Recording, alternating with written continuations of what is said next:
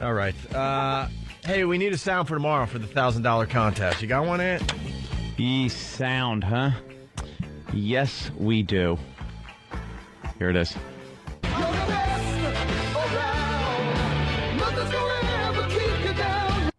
All right, there you go. That's it. That's the sound for tomorrow you're listening for between 7 and 7:30 if you want to win $1,000. And for the faithful listeners here, if you missed the sound, you can always go to onaradio.com and get the next sound you're listening for $1,000, okay? And that's a good sound clip to play because we have officially started Povember.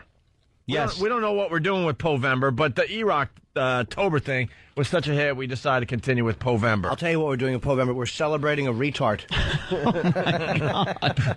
Yeah, that's a lethal combination. He could kill you with a pixie stick. We were all standing out on the sidewalk yesterday, and the fabulous Mr. Bennington comes and just walks down and owns the sidewalk.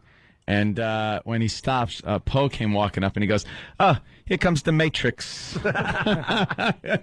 Yeah, the sunglasses on and the long leather. Yeah. Just here comes the Matrix. We have to celebrate Poe. Yeah. It's a celebration of Poe for a month. Hey, this is Master Poe. Po, boo, bo, banana, nana, banana, fana, fofo, fee, fi, momo, Poe! There you go. Just a taste of Master Poe. Hey, but E-Rocktober ended in grand fashion. Almost yesterday. tragedy. Almost tragedy. Can we play those clips from yesterday? Are they short? We have lots to do today. Why don't we take a quick break? You want to play the sound that people are listening for today for the $1,000? Oh, my goodness gracious. I believe Well, it has something to do with Povember. Yeah. Our own Master Poe, our trained killer that kind of, I don't know what he does really, but he does stuff for us. Here's what he does. He wears an odd-looking suit jacket, and when we walk into XM, he has a fist up, and we bump fists, and he goes, "Good morning, gentlemen." And then when you go to the restroom, Poe walks you to the bathroom because you could be attacked in the Steinway building, walking 30 feet to the bathroom. Yeah. And he holds the door open for you, but it's always a dramatic thing. Like he'll swashbuckle the door open. It's like, what are you doing? Swashbuckle. You don't need to karate the door open. I've done this He before. kind of has like a Matrix look to him, just like Ronnie B said the other day. Yeah. Yes. That's how he comes to Matrix. And then after the radio show, he walks us up the sidewalk, and what's really strange, he is like the mayor of the sidewalk now. People will come out of buildings and go to Master Poe. And they go, "Ush." Ush. And Master Poe goes back to him, "Ush," and Ush. continues walking. And then we go another 10 feet, and there's another, doorman. "Ush." Yeah. And then Master Poe goes, "Ush." I don't know what the hell he's doing, but he's know making him. friends everywhere. Yeah. It's really, really strange. They don't know what it is either. They just know that the kook in the leather jacket is happy when they say us. And that's what they know. They don't know why, but he says us. He's a sociopath. They can see it because he doesn't blink enough. Yeah, there you go. Poe is nuts. He's a strange one. But here's what As one company. It's going to be a few days at least before everything's together. Perhaps more than that. How do we know? We have to introduce Poe over on the Free FM side so they get to know him as an interview subject. Why exactly bother? They don't know him. We're doing Povember. We have to let them know Master Poe. Already days into Povember. I know. They don't know him. One gives a flying Poe. They think he's just a parody of a boob. They don't realize he's a real guy. They're like, who is this? This horse's parody of a boob. Who is this horse's patoot they speak of? To quote Colonel Potter, Horse's patoot. yeah, horse hockey. Horse hockey radar. I love MASH. You know what but God, the jokes don't hold up. No. They don't. Oh, God, I was watching a whole marathon on MASH, and you're like, I kind of remember enjoying this a little more. I love the acting and I love the serious moments. Yeah, but that back and forth banter that's just two Marx brothers. Yeah, like, And, yeah, the jokes don't hold up. They're really corny and horse hockey. unrealistic. What? Horse hockey. Horse hockey. No, we got to get Poe in here because we had Slash on the old radio show. Slash. And Poe felt a bit Oh, take your time, Poe. Poe. You know, Poe. it might be different. saunters. It might be different in the martial arts world. But Look. radio, you got to get right in. I and right to saunter. it. Right to it. It's my job is to saunter. Poe is a saunterer. So, Poe. Poe, we had Slash in, the great Slash, from one of the greatest rock bands. Tough to say of all time, but I'd certainly say of the one last. of the greatest ever. Slash's Snake Pit. I would say one of the greatest. Is that the one? Yes. Guns N' Roses is way up there as far as bands go for many, many people out there. And obviously you had no idea who he was, right? No. Good for you. I kind of like that, actually. Poe had no idea. And you felt like he was disrespecting you because he didn't go through the Poe obstacle course to get into the studio. Well, the last time someone came into the studio, Anthony did not appreciate that. So Who was that? What was that? What color was it? It was one of the.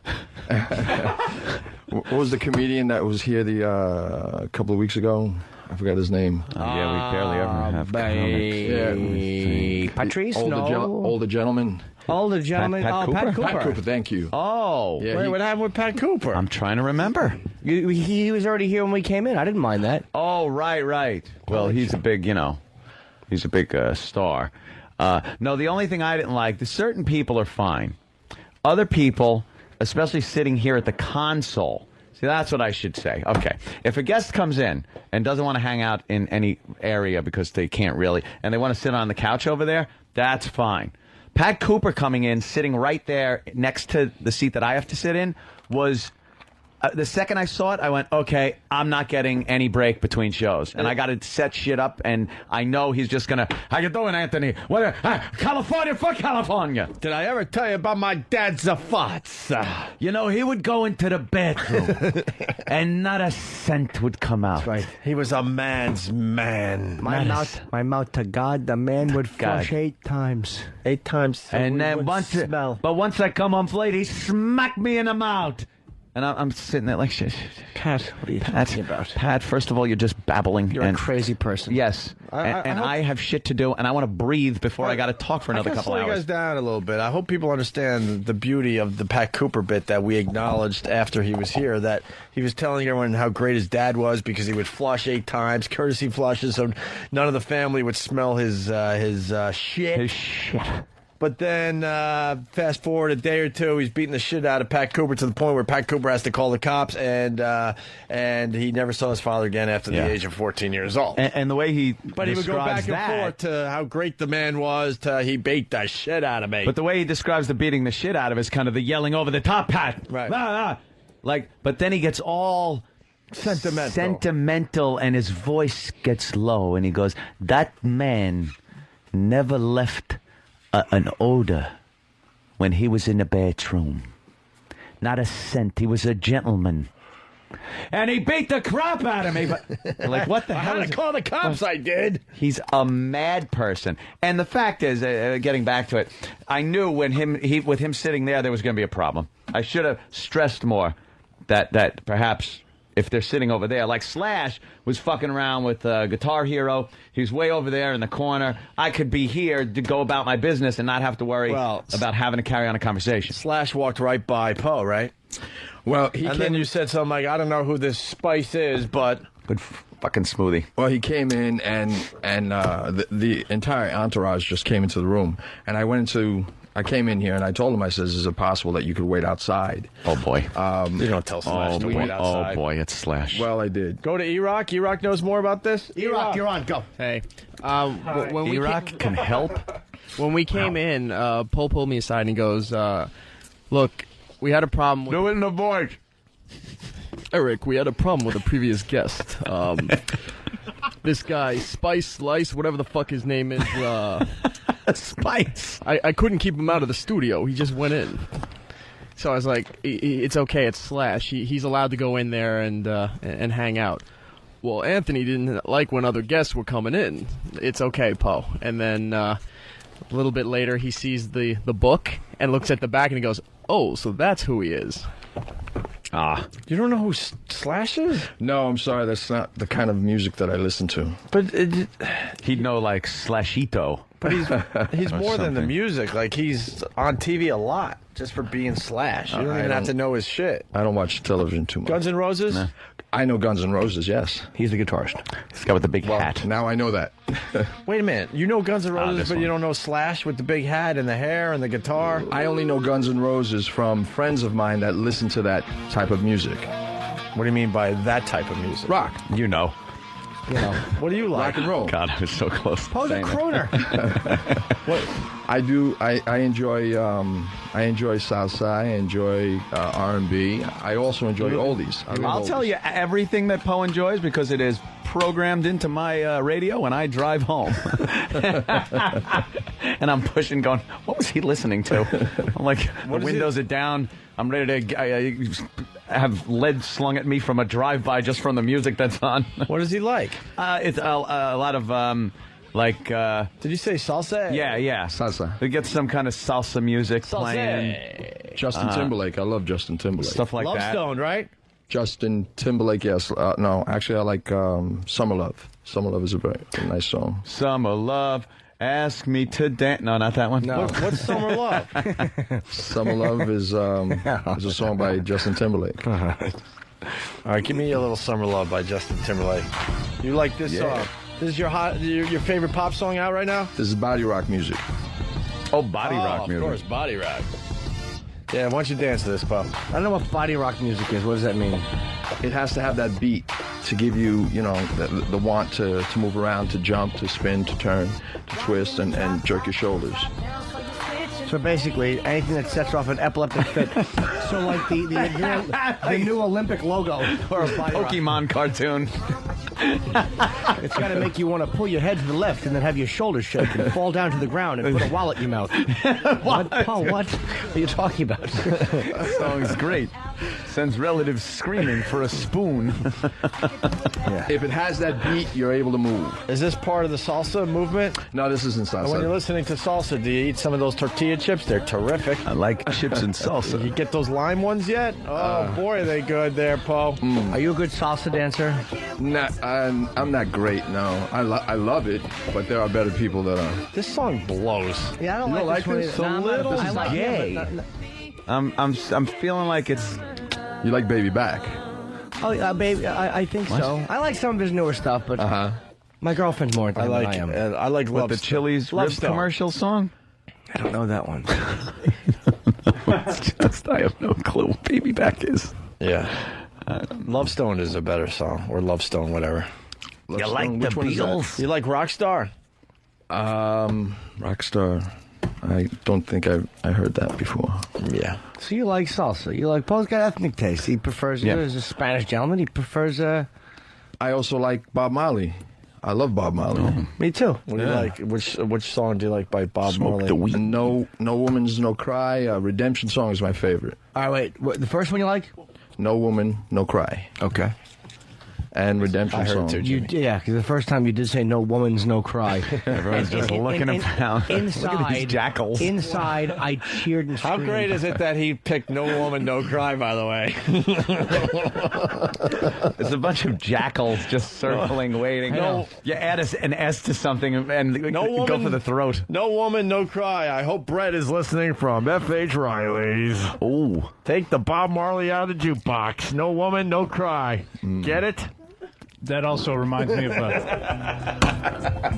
there it is. Gentlemen, no woman, no cry. one of our Poe anecdotes is we were out drinking with him, and apparently he needed the female bartender's attention. Of course, for a drink. And he thought the best way to do that would be to yell, "Yo, woman!" Oh, that probably didn't go over too well with a working woman. By the way, you should know Slash. He did work with Michael Jackson. It's being brought to our attention. Roger from Iowa. Oh. He played a little bit with the Michael. There's a from big Iowa. song they did together. It was called "Don't Cry, Kid, Just Sleep on Your Stomach." Michael Jackson's earlier music I enjoy, not the later stuff. Yeah. Yeah, it's you know like his story. Do you like Off the Wall by Michael Jackson? Off the Wall is I like Thriller. I do the monster dance. You did do kind of a monster dance, like a Thriller monster dance.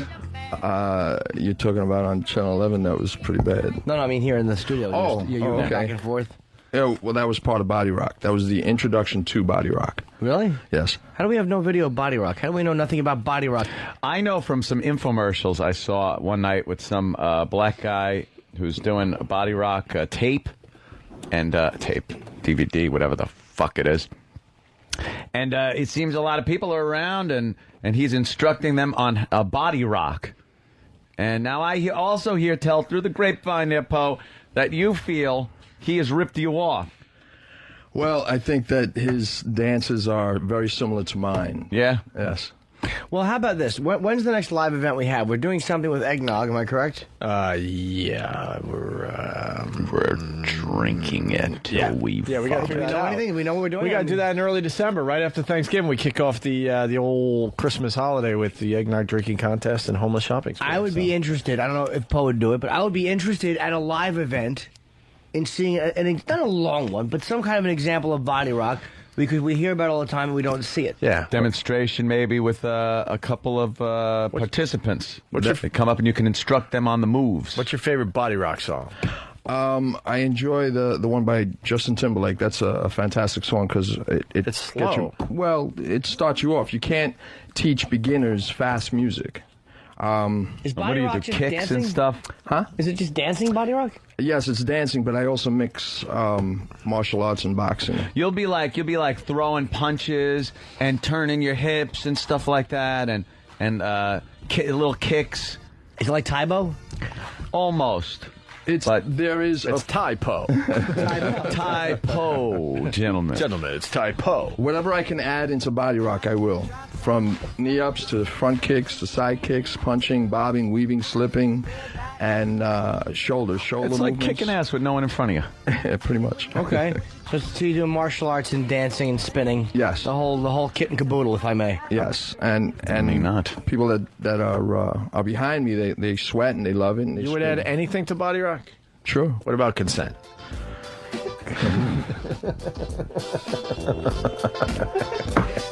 You're implying. I'm just fucking with him, man. Yes, I know. I'm smiling. All right. Yes, Rape Jim. allegations aside. Do a demonstration on you. Yeah, I would like to see body rock because we hear about Yeah. it, and I know it's. I want to see like an all-out body rock demonstration. What's your? You need a fast one. All right. There are quite a few songs from 112, from B2K. B2K would be perfect because that's fast. And there are fans of the show that have also came to my school and they've joined the body rock classes. I'd say about 4 or 5 of them.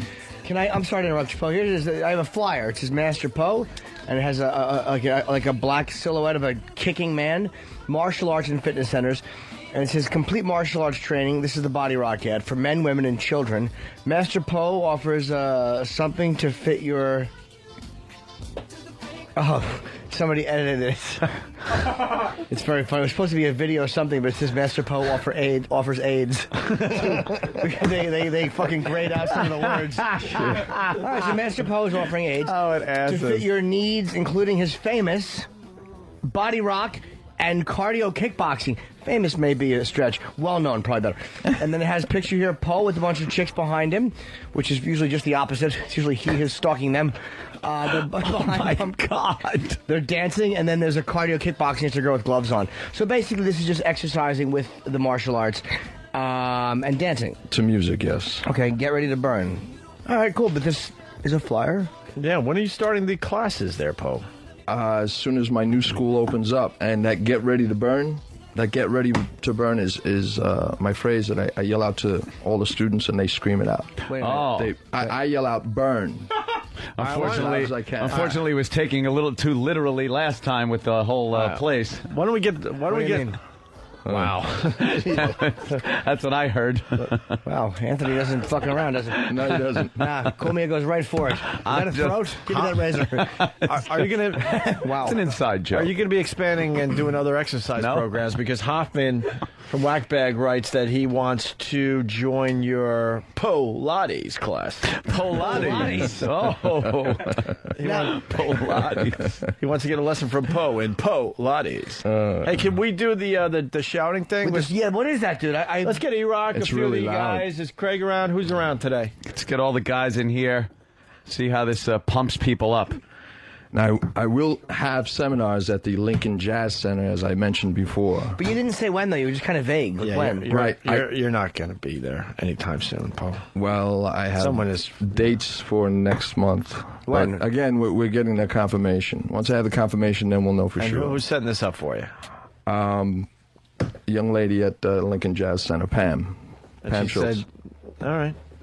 All right, get E-Rock in here. So that's like almost, because I know a lot of the guys that do the exercise DVDs, they have like a catchphrase, kind of a yell thing, kind of a power yell. Yeah, but it's very loud. And yours is, Very loud. and it's get ready That's to what. It's get ready to burn. get It's ready to loud. burn. Okay. All right, we want to So you couldn't really. I don't think it'd be like if you had maybe survivors of the MGM Grand Hotel fire in your class. They don't want to yell that out, like get ready to burn. If, I don't know. Isn't Maybe that some ethnic people that have been chased off of their property. Do you say that when you're going to fuck a girl without a rubber? That's a good line, Neil. Are you trying that out? Pissing? Get ready to burn. Ready to burn. Are you trying out to be the new lead singer of Great White? Yeah, people that were at the. All right, listen. You got me 2 seconds before. All right, Poe, here's your students, E-Rock and this guy. Oh, Oh, Okay. you look kind of Jamaican almost. You a white guy or black guy? White guy. Oh, good. I'm mixed. Mixed? Yeah. Okay, half and half. Who's white? Mom black, dad white? Well, I'm not mixed black. I'm mixed Spanish and Muslim. Okay. Wow. Yeah. a muzz. What Muslim from where? Pakistan. Okay. Wow. You been to Karachi? Yes, I have. Cool place for tourism. Pakistan. Very dirty, though. They're in big trouble. Whatever. over there. Spanish, Muslim, and fruit. And here's let's get ready to eat E-Rock. Hey, Rock, you look good. No, I don't. Don't lie. I brought the big bat today. The big bat.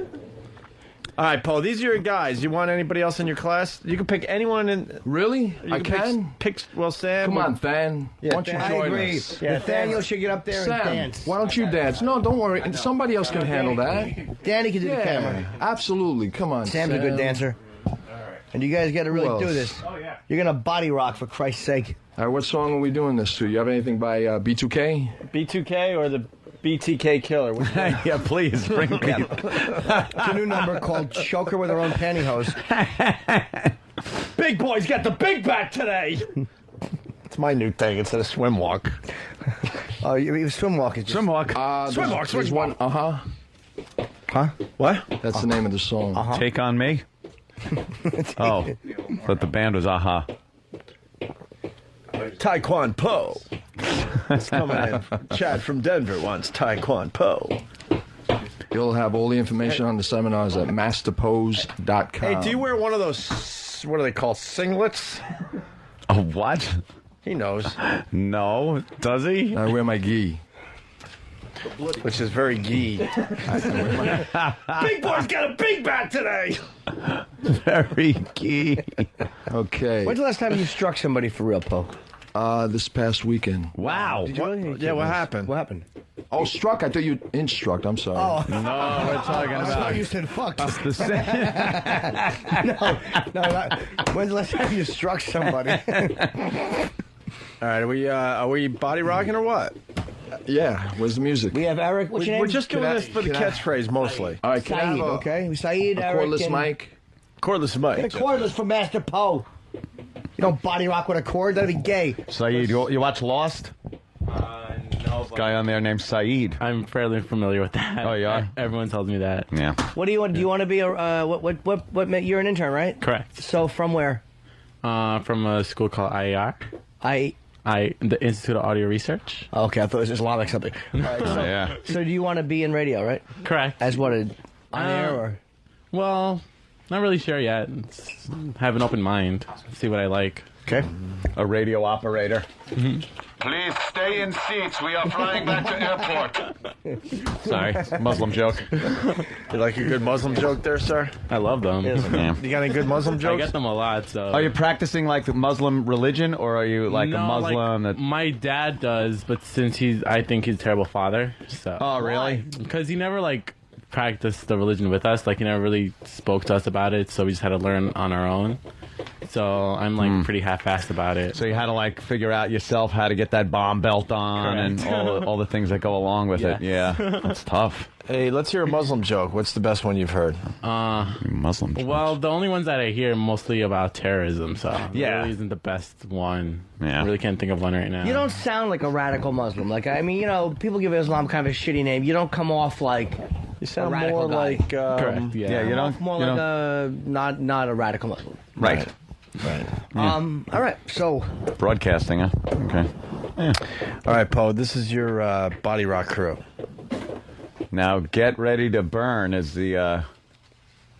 That's great. Okay, let me hear the music. Oh, put the music up so fucking sure Pope I'm, can hear it, please. where am I here? You got to go over there, Poe. You can hear it on the other side of the studio better. Sam, get over there. You're standing. Wait, we body rocking. All right, you guys get behind me. Get behind him. All right, let's get some energy up. Poe's has his back to his Okay, class. guys, the first thing that we're going to do is step. Watch your head out there, Poe. I think there's a lot of people not stepping. You're stepping now. All right, That's right. They're all stepping. Poe's got his fist moving in front of him, and he's kind of walking in place. Kind of look like gay chickens. Next.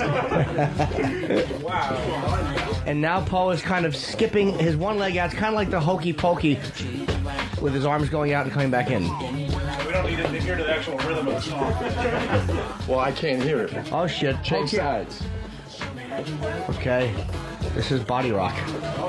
All right, this is the radio, Poe. Alternating. Yeah, Poe, explain what you're doing. Okay, we're stepping to the right and left. Yeah.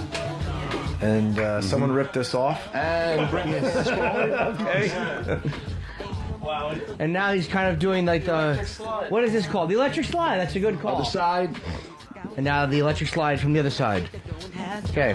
You want to do? This looks like, I'm just watching it on the camera here, Yeah. so I can make sure our listeners at home can see Hold on on, Pal Talk. hold And it on. looks like a scene out of Star Trek when a bomb goes off and they're all flailing around the cabin. Just shake the camera a little and it'll look like that. It's got to be pointed out that Sam is being a complete asshole right now, mocking he the Master Poe Body Rock move. Of course he is. Why wouldn't he? Sam can't help it. Sam wants to body rock and he can't do it. He's not good enough. They're calling him Denny Terry Poe. God, you guys must have burned 5 calories by now. Wow. Fuck, this stinks. I don't know. This is All right, Poe, what about the shouting? That's why we're doing this. who's the shouting? Yeah. This is why. Get ready to burn! And now you guys got to reiterate there. And what happens? Yeah. Is that how it goes, Poe? And then when does the flamethrower come out and What else accomplish do you it? yell when you gotta be yelling more motivational shit? What else do you yell? I have faith in you. Can you feel it? According to reports, they can't. Get ready to burn. Got the big bat today. That was a fucking good one. Step forward, gentlemen. Stepping forward. And back. Iraq is just, I'm fixated on Iraq. How can you not be? And forward. Body slop. Iraq, This is hysterical. it's obvious Iraq gets on the dance floor during a wedding. Of course he does. Yeah, it's obvious. And Sam's just a complete asshole. Sam is a douche. E-Rock does the funky jellyfish. What are you Put your hands in doing? the air. Gotta get He's another waving his camera right view hand, here. Poe's waving his right hand over his head, and he's moving back and forth on his legs. He's kind of like going, mammy. Picture him going, mammy. Mammy. Mammy. All right, what about another get ready Yeah, to what else burn? do you yell, I don't man? know. How many things do you really yell? Can we feel it? Yeah! Do we feel good? Yeah! Do we feel the burn? Yeah! Let's all say it! Get ready to burn! Get ready to burn! Burn. All right. And this was ripped off. Look at Sam. Sam's a dick bag. Here we go. All right, Wow. Sam's just making fun. All right, Paul, show him how it's done. Go into Explain what overload. you're doing, Paul. Can you explain it for the radio? Because it's hard. People can't see what you're doing, and I'm not qualified to quite explain Yeah, it. take your pants off so you can stretch better. Can you explain it? Bring my knee up. Bringing The his knee ups. All right, knee ups. Left side. Left side knee ups. All right, come on, Poe. Go into expert mode. Fuck these guys behind you. Let's see what you can do. He's front kicking, right? Front kicking to the right. Front kicking to the left. Left foot straight in front of him. The E-Rockettes. Shit. Now he's doing side kicks. Side kicks, alternate side kicks, side kicks.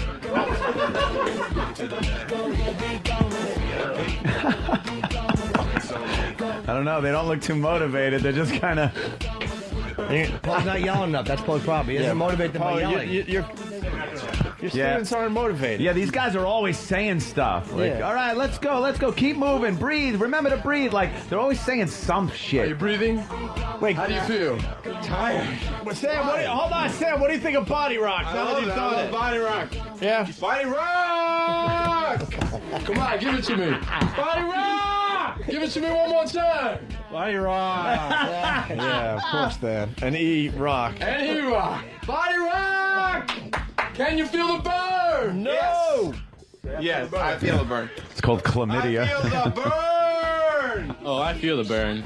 Yeah. Feel the burn. What are you doing? Best. Hyperventilating. Flame of hell. Here's a turn. All right, now he's doing some. All right, it's a turn thing. Look, they're all spinning like Jimmy in the right field. Yeah, he's balancing on one foot and spinning around like the one foot's nailed down, and he's spinning in a circle, tapping the loose foot up and down. Now he's just hopping on one foot. Now, Paul, Dance, varmint. what are the songs for Body Rock? Would you do like everybody clap your hands and then. Do you do that clap your hands song that's big at weddings now? Yeah, I don't see. I mean, I see what you're trying to do, but I don't see people being motivated for any length of time unless you gotta boost them up. Where the motivation comes from is the music is blasting. And you hear that beat. It's blasting. And then you have about 60 people behind you, and everyone is sweating. Do they need like a step or something? Nah, Do it on the floor. Okay. When was the last time you actually body rocked for?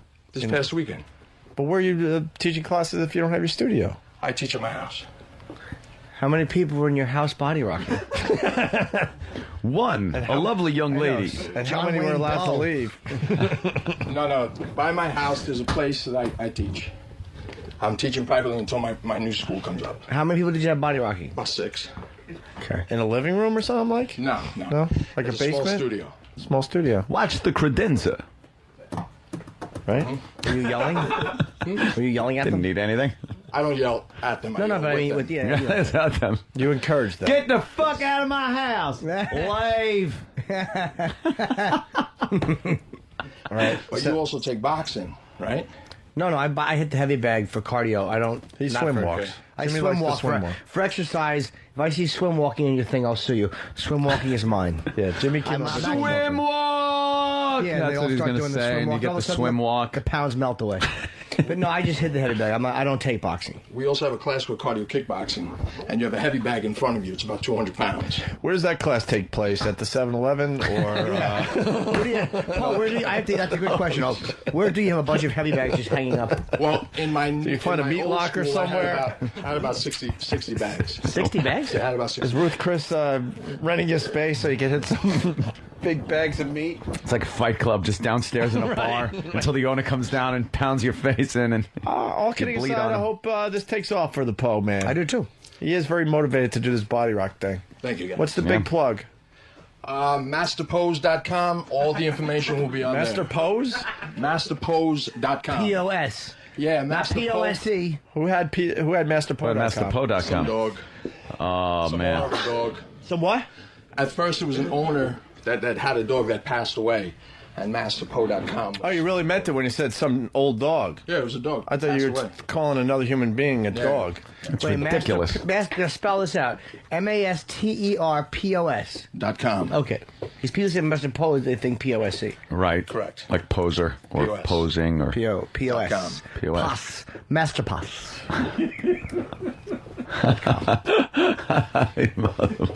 Not to be no, but I'm saying that's what it sounds like, and you have to speak it not to be confused with Master Post or Master Poser or Master Pose or Master Poes.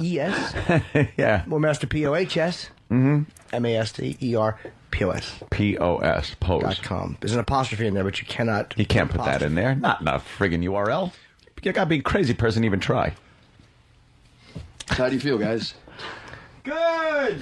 All right, Sam. E-Rock? Sam's into it like a young retarded child. Yeah. I like that. E-Rock will be honest. What's up, B? I'm hot and sweaty. Yeah. I'm feeling the burn. And what else is new? I'm going to grab my chest and collapse in a moment. Oh, well, that's the best thing I've heard in a long time. I love you, Eric. You know I love you, but to see you... Cakewalk? Yeah, you chopper. I wasn't getting anything. Punchlines don't work that way. You don't lead up to them. You just kind of fire them out. Go right ahead. Now on, we'll just say, right. here comes a punchline. Should be called body trample for that joke.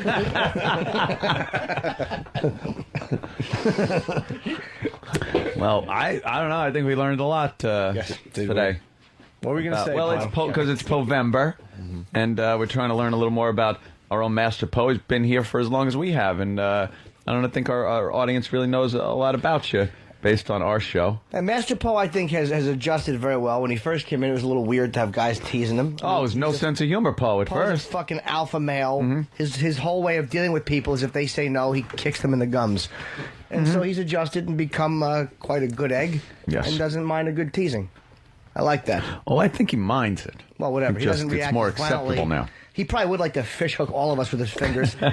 See, Fish this hook. Poe's in like kind of the arena of the radio people and the comedians here. So he's kind of got to play by the rules. But out in the street, he would be an awful. Like you try to tease him outside of work. Hey, Poe, he just fucking getting sticks his fucking fingernailed fingers under your nose. Master Poe's body bag. He's got a couple of nails on him that would just scratch the shit out of him. That's why he leaves them, so he can fucking hurt opponents. Yeah. So get ready to burn, right?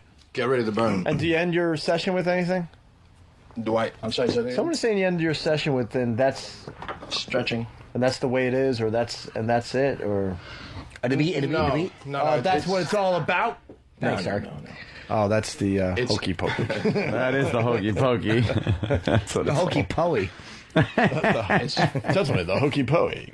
it's 45 minutes of dance combined with the cardio kickboxing, and then 15 minutes of abs And then some six. And the whole and stretching. and the whole get ready to burn has nothing to do with STDs, right? Just it's an exercise term. It's to inspire people. Right. What are the ab things you do?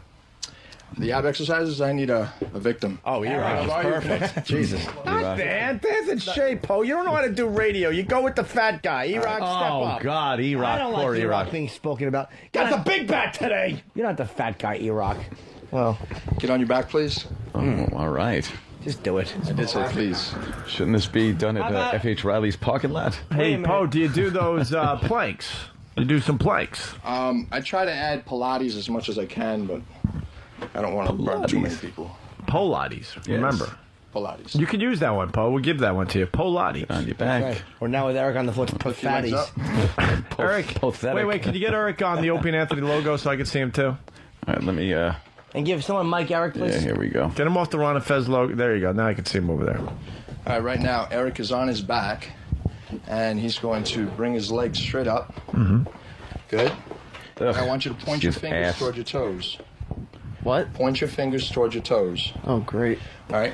Now, you won't be able to do this. Oh, he looks so rapeable. All right, here we He go. totally. Now, I want you to- Danny's getting in there with the camera right into his ass. He's like a little chubby lamb that's I want falling on you his to- back. Can't get up. A little lamb. Oh, you a mess. I want you to lift up and try to touch your toes with your fingers. I can't. I know. Hold it there. And you count 15 seconds or 25 seconds, whatever's comfortable for you. Or 3.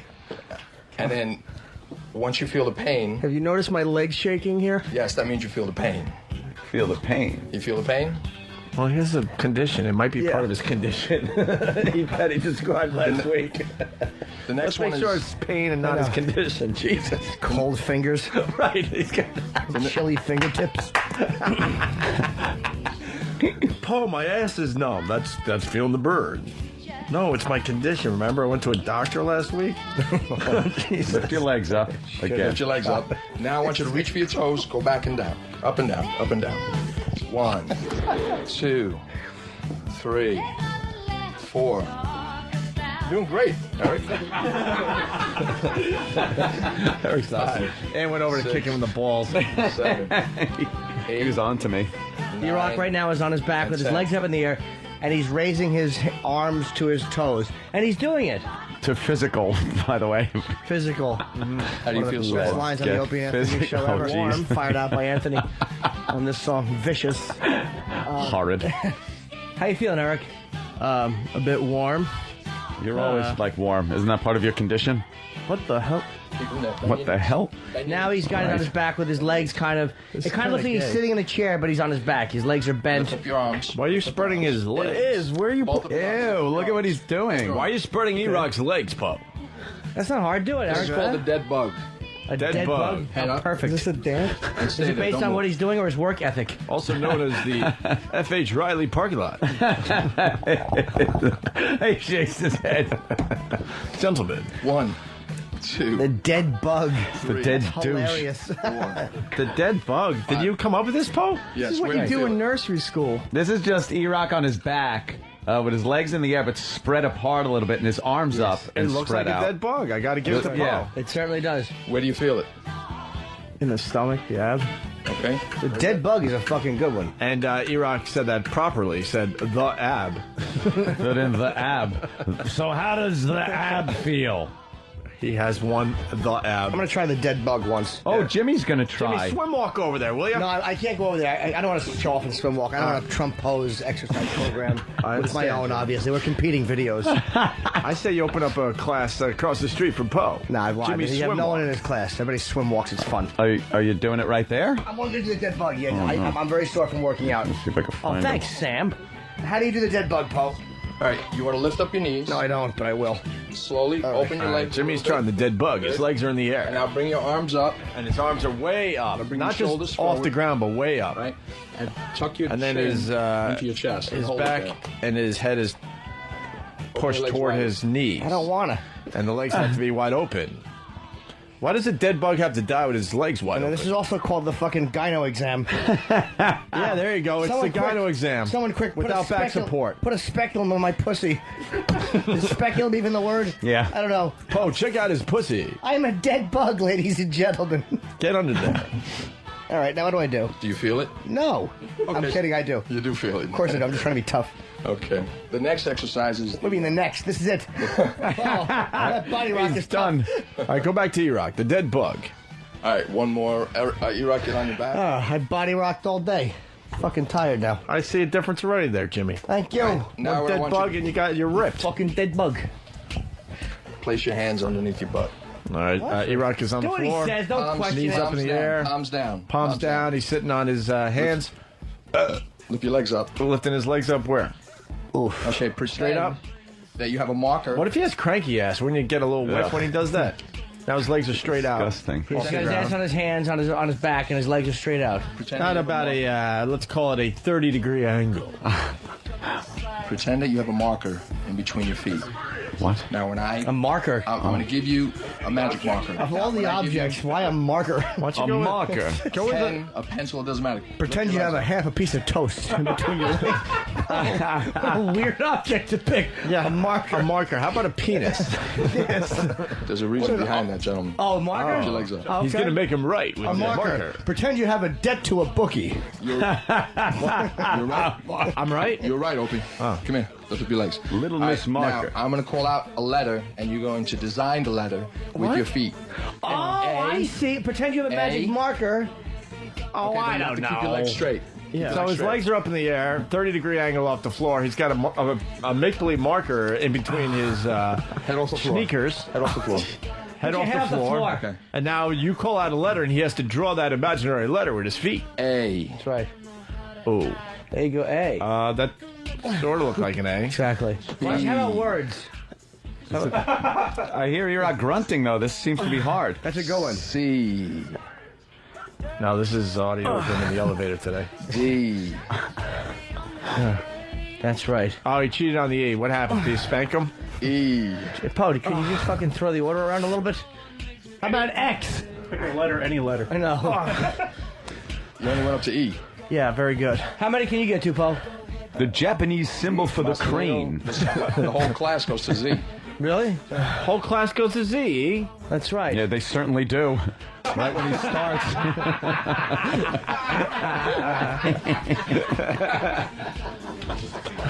Bring your pillows. Oh, you are fast, man. Oh, that's funny. Make him spell fatty. I should. A. M-A-Y-O. His A stinks. C. I know. All right, all the way across. There you go. What the fuck letter is that? That was a C. line. It was a dash. 2 T's. He's making him spell fatty. And Y. Make a Y. We get slapped. Now, the most difficult letter of them all, there's two of them actually. Wait, can we guess? The M. I'm going to guess the M, and I'm going to guess W. W is very tough. And also Z. Because M. Z tougher than W? Multiple movements in one direction. E-Rock, try the Z and the W. I Which bet you one's the L's tougher? a fucking hoot. I'll do the I in a second. Keep your head off the... Yeah, I got it. The H? Fuck it. Fuck the H. It's 2 I's with a dash. I laugh at the H. That's a Z. Yeah, what else? W. W. All right, there we go. His penmanship's a little sloppy. How great would it be if Eric just shit violently right now? With his little legs up in the air, his little lamb legs. You know, I just want to put mint jelly on him and fucking gobble him up. All kidding aside, it's a workout there, Poe. Yes, it is. You know, I got to give credit where credit's due. That's some tough shit over there. Poe's in good shape. I was watching Poe and he was doing his kicks like to the music. And as much as you'd go, wow, look at that suit, the man's a fool. I mean, I wouldn't say that, but a lot of people would. Make E-Rock do the. I'm sorry, Jimmy. That's right. I didn't want him to get up, but make him do a plank. Show him a plank. How many seconds do you think E-Rock can do? Plank, that's this one, isn't it? Where you're on your elbows Right. Get on and your your stomach. back is as flat as a board. Basically, a plank is you're on your toes and on your elbows and forearms, and you got to keep your back as straight as possible, parallel to the ground. Eric is sweet. All the way up. It's easier if Wait. you put your palms. All right, E-Rock. Yeah. A lot of people could do a minute like it's nothing, all right? Yeah, good 60 luck. seconds. And go. All right, stay right there. How long can you stay there? He's right now in plank form. Right. Back parallel to the floor. I want to put On tacks just his under him. toes and his forearms. Yep. How you feeling, E-Rock? Very shaky. Are you going to plank for another 45 seconds? You're 15 seconds in. You planking? He's planking. All right, he's doing a good Blanking, job. all right. He's 20 seconds in. What do you think, E-Rock? Turned a little red. This out. 25 seconds. That's right. You're almost halfway there to your plank goal, Eric. You can plank for a minute. We'll all suck your dick, even if you can't. 30. Come on, E-Rock. 35. That's right. This fucking kid's gonna make 8 minutes. You get a plank for 8 minutes, Eric. 40 seconds. That's right. ATE. Plank for fucking. Plank for 8 minutes, kid. Stop moving your elbows, you cheating shit. 50. You're the Fucking worst. bite your fat shoulders. He's almost at a minute. He's shaking. 55. Of course he's shaking. He's going to quit right before No, he a won't. minute. He'll make it. Wow, look at his 50. shoulder blades poking out like tits. 56. And that, well, that's to the front. Oh. Oh. 58. 58. It's all right, kid. You planked for as long as you could. You're a good planker. All right, he boy. got over a minute. Way to go, E-Rock. How do you feel? Fantastic. Dizzy, but all right. It's good for you. Little workout never hurt a sweet boy like yourself. That fucking hairdo, though, I want to burn your head. You okay? Yeah. Yeah. We need water. Interns, water. Oh. Mespo, it is being pointed out a lot. Well, let's let Jeremy say what a lot of people are thinking. Jeremy in Alabama, go ahead. Absolutely. Master Poe's website. POS stands for piece of shit. What? Yeah, masterpieceofshit.com. Why don't you like Master Poe? Povember, shut up. It's just a. All right, Bob in Florida. Bob. Doesn't like your website. Bob. Probably wants porno. Bob. All right, thank you, sir. You know, Are you with me? Yes. Go ahead. you with me. No, we're again you. The Master Post POS, yes, it does stand for piece of shit. Isn't that like kind of short for piece of shit? Seriously. It is the. Yeah, reference the Will Smith movie about the aliens. He says all this technology at our fingertips, and I got to ride around in a Ford POS. There you go. All right, thank you. But it's easy to remember. Florida Steve from Washington, D.C., you figure that one out. He writes 2 Poes, 1 cup. Gentlemen. Yeah, the website needs a lot of work. Does it? What's on the website? What's on there right now? Oh, right now I have pictures. Of you and your gi? No, my students. I have students that Are they hot? well, they're students, so. You know. Oh boy, you should have hot chicks on there. Unethical If to think you of them look as at the hot. website, whatever you decide is hot is Oh, fine. I see what you're saying. You're not allowed to say if they're hot or not. All right, let's take a look. Well, Mars is one of Poe's students. Yes. Is he still your student? Yes, and he's still on there. Is he? Yes. Is he good? Very good. He's very Does he do body rock? No. Why? He doesn't like to He dance. thinks I it's guess. for queers. All right. Let's ask Mars. Not everyone dances. That's fine. But one of my students that has come in here, Mandalay. Mars? He's a big guy. Yes, sir. He does body Why rock. don't you do body rock? You do a lot of things with Poe. It's very gay. Oh. It's what? It's very gay. Oh, no. I was saying it's very Insulting gay. the boss? You my man, but body rock we won't do. He tried, though? He tried to get you to do some body rock? Yes. And what'd you say? It's gay? It's a good workout, but it's just, it's just... Is it gay if you're in a gi? Well, they don't wear gis. They wear shorts and leotards and things like that. Leotards? Tank tops. What do you wear? You're in your gi when you're doing the body rock? Yes, all the time. Because I have to turn and split and do all the moves. Well, Mars, would you get to see chicks in skimpy outfits, though? It might be a plus, right? With all due respect, Poe, a lot of you women in the class don't look that good. Oh. Damn. Oh. If they were fine, I would be in the class. What seems to be the problem? He's got a lot of chunkies in there. Well, that's why they would take a class like body rock. Yeah, but they're I have taking to the stick class up for forever Poe. and staying chunky. He's saying basically, fatty in, fatty out.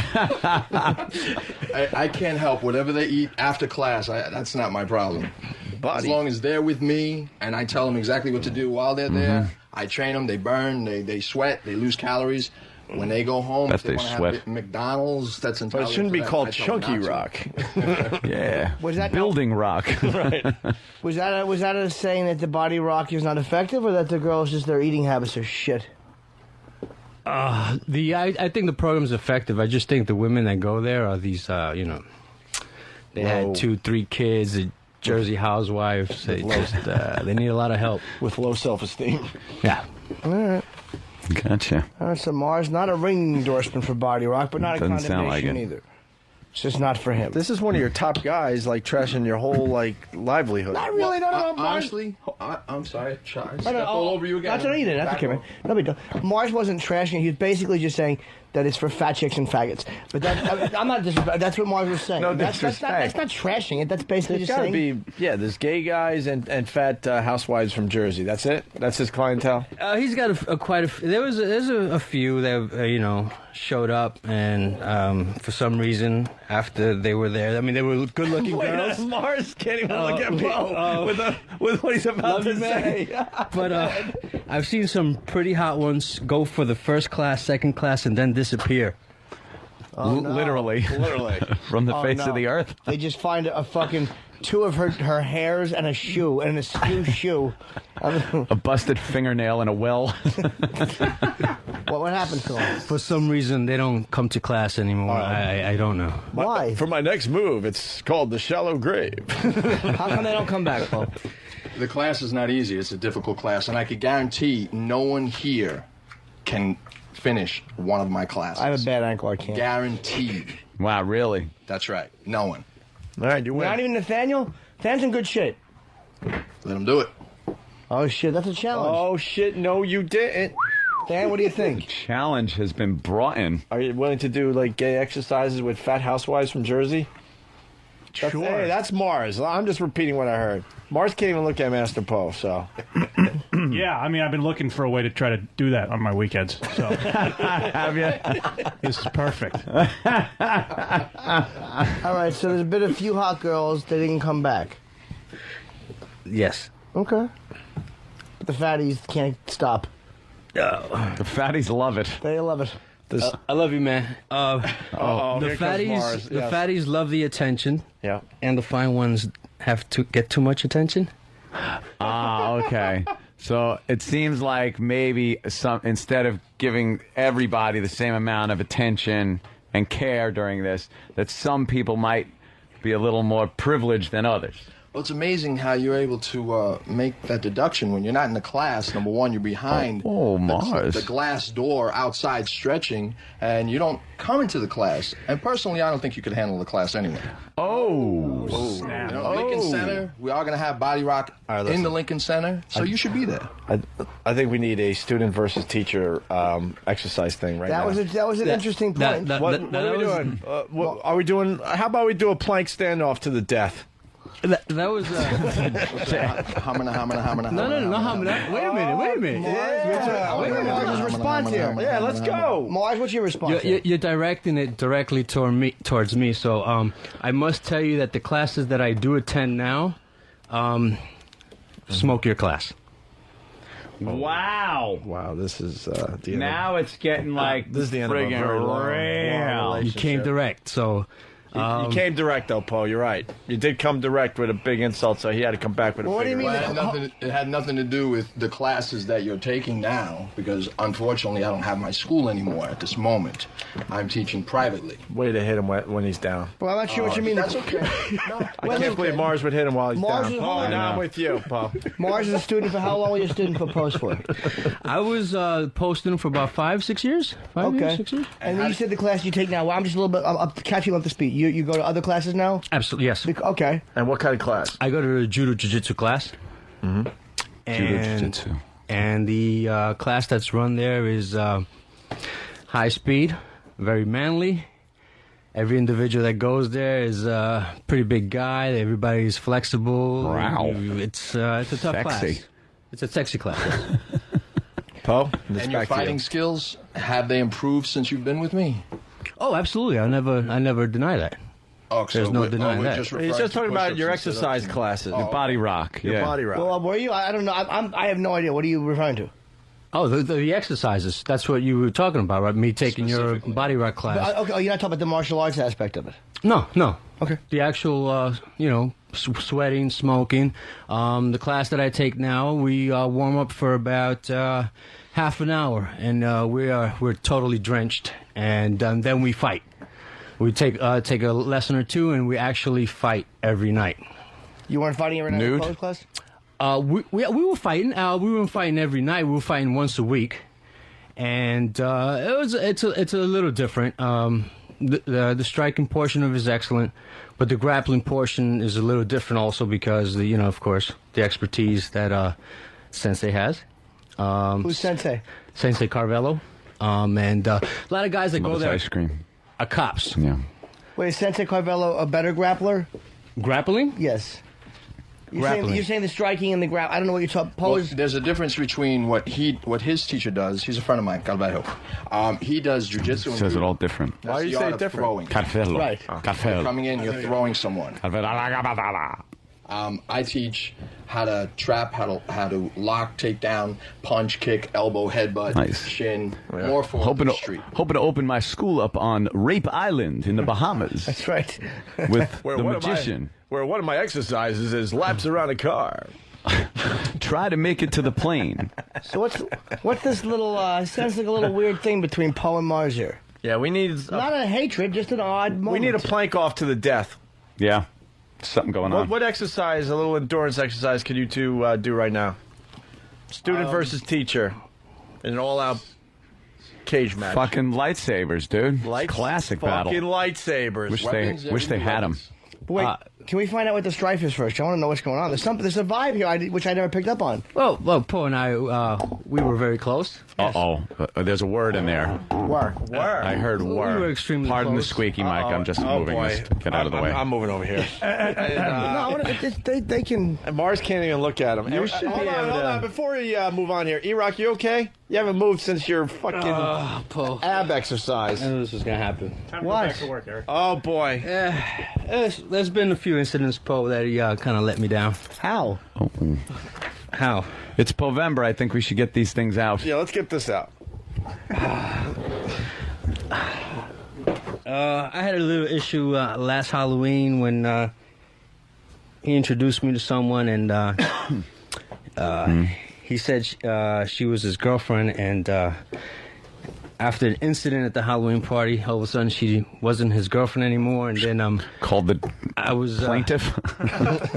Went from girlfriend to plaintiff. Yeah, and all of a sudden, in my face, you're telling me just your friend, and I was like, wait a minute, the same girl that comes over to the Jewish center where we used to train, she was like, yes, and I'm like, kept asking you these questions, like trying to let you know that I know the girl's the same woman. Why are you telling me in my face it's not the same woman? So that kind of bothered me. Oh. Wait, I'm lost, Jimmy. Yeah, I'm actually a little lost too. Just a little. Something happened with these guys where, Paul, I honestly have no idea. I think the incident was dropped on air, though, so that's why I'm kind of being not so descriptive about it. I have no idea. We brought it up last Halloween. Why did we drop it? Because it was getting a little too. It was at the close to Halloween home. party that we had. Oh, because you guys almost fought last year. It was at the Halloween party that we had down at the Hard Rock? Yes. And you were seeing a right. girl? No. You wanted to see a girl, but No. Poe was seeing a girl. Okay. Poe was seeing a girl. Right. Poe, were you seeing this girl? At the time, yes. Okay. Great. All right. We So got then- that much. all Poe right. was seeing a girl. So that Halloween party. That was a Halloween party, and then I met her as his girlfriend. Then come Monday, after she did quite a few things at the Halloween party that he's not very proud of. What did she do at the Halloween party? I don't even know who the girl is. We all know who she is. Flash or something? Like No, some acts that Poe didn't appreciate, and I'm with you on that. Poe, can you tell us sort of or no? I don't want to. What girl are you talking? Is it a girl that no longer lives around here? Correct. That was a fucking year ago she was here? Yeah, she was gone, but I had no idea he was going to bring that up. We were on martial arts. All of a sudden, now we're on a girl. Okay, is there? What did she do at the party though? I know the girl he means. Was now. there a tie-in with Yes. Okay, all right. A tie-in with what? But we know the girl. But I actually didn't realize that was a fucking year ago. I thought she was here fucking 6 months ago. All right. Remember, Ope? Do you remember now? Thumbs up. Do you remember the time? All right. So Paul was seeing somebody. She did some things he didn't like, and What were things? Flashing things like that? Where you don't want to talk about it? Yeah, that's. if it's any consolation, I've admitted that I fucked a tranny without a bag. Nothing you say is going to be any worse. I've been shit on, Poe. Unfortunately, that doesn't even work anymore because no one's surprised at what you say. No, but I'm saying that, like, as people, we all are exposed at a certain level. But I thought that was a bit. Yeah.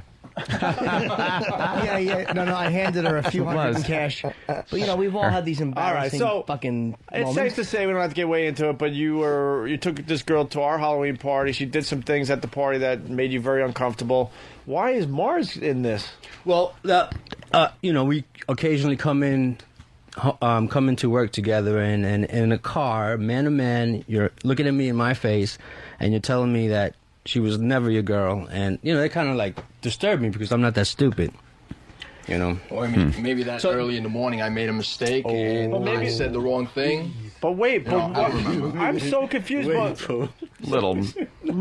think. Wait, Mars. What? But why would that concern you? Maybe he was just embarrassed and didn't want to admit that he ever was that she was his girlfriend. Am I missing something? Wait, hold on, Mars. You can say it. Mars was just saying to Paul, you don't believe his explanation, because Paul said maybe he made an error of some sort. Right, and I kept asking and reassuring myself that we're talking about the same person and I'm not making a mistake. And, in my face, you kept lying to me. Well, maybe something happened something transpired that weekend and it just stopped the relationship altogether. I understand that, man. But okay, so if I was to say that, go ahead. I'm sorry. My apology. No. I'm just trying to make sure people understand. So as good friends, you were mad at Poe because he lied to your face by saying this isn't his girlfriend? Yeah, I don't care about what he does. I gives a shit. It's just that I'm not that stupid, and I'm asking you, is it the same female that was in Jewish Center? Yes. It was the same girl that you sent? Yes. I'm like, come on, man. That's like a little disrespectful. So there we detached a little bit from that point on. Okay, but that was taken care of. That was all washed underneath the bridge. That was all over. We were on a martial arts subject. Actually, it was martial arts and fitness. Actually, to get back to the point Jim was asking about about there was a little strife.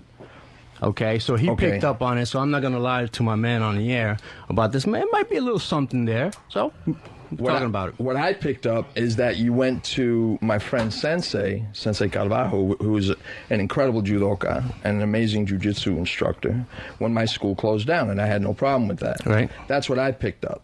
And, you know, for you to train under him and continue your training, that's wonderful. That's great. Well, I also trained with both of you guys at the same time. Okay. Right? And for a very long time. Right? Yes, you did. And what stopped that was the no place to train anymore. I know. It's every once in a while you get into a few experiences in life that just pushes you back a couple of steps. So, that business being business, you know, that's your business. Mm-hmm. So I'll take my business somewhere else. That's all. I mean, I hope you're not getting, like, offended by this, but I don't get offended So then anymore. I just went to somewhere where, you know, we have bags, there's formal, you know, classes, there's a lot of guys, a lot of people to work with as opposed to 2 or 3. You know, you're absolutely correct.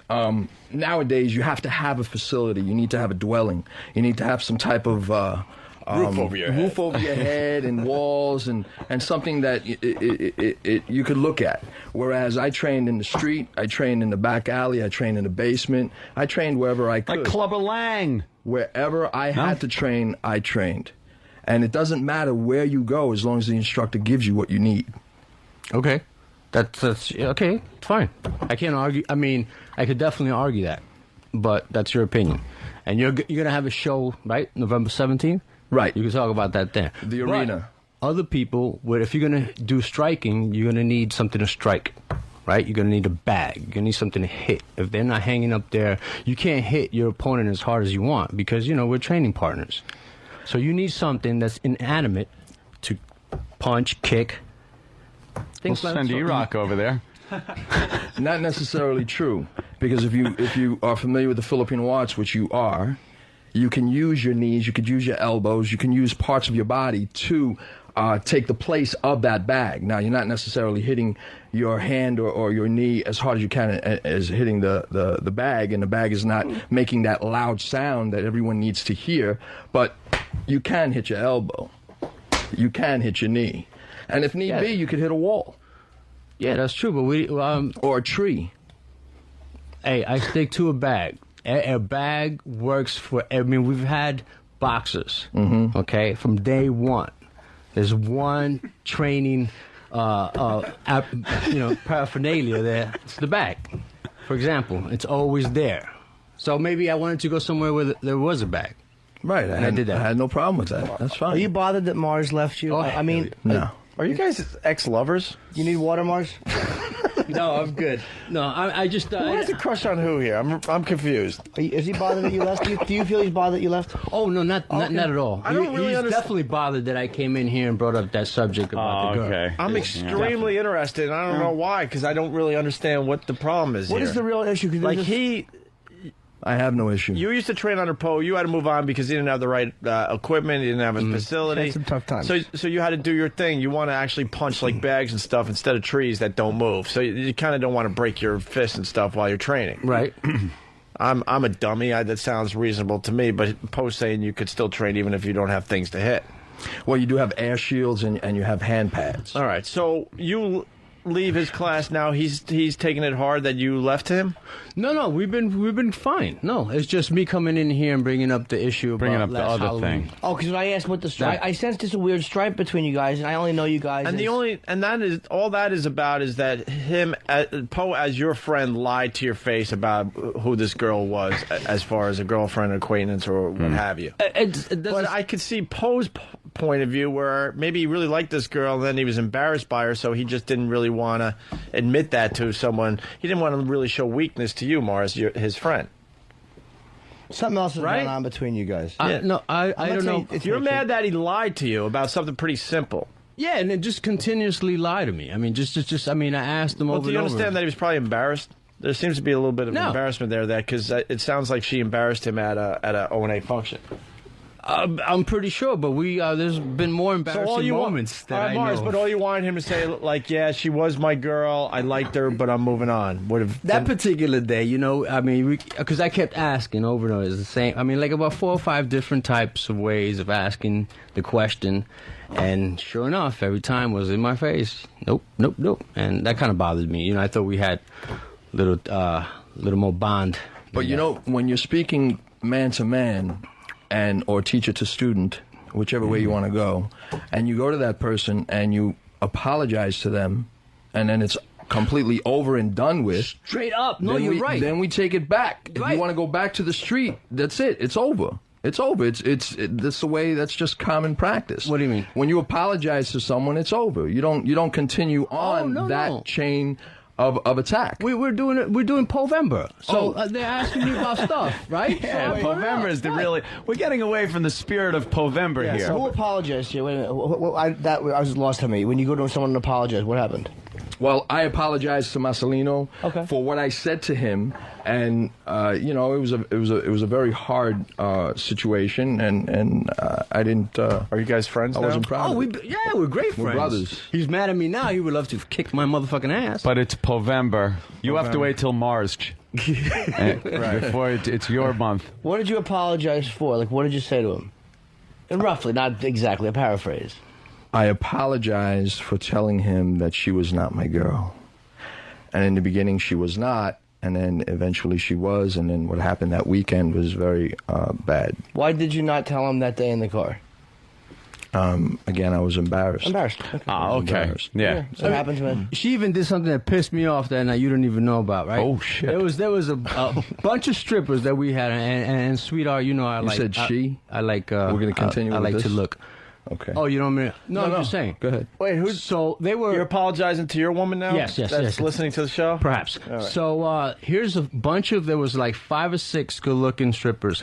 And I tapped you in the shoulder and I said, damn, look at that. And once I went like that, she actually took my hand and went in between us and grabbed you. And I was like, yo, what was up with that?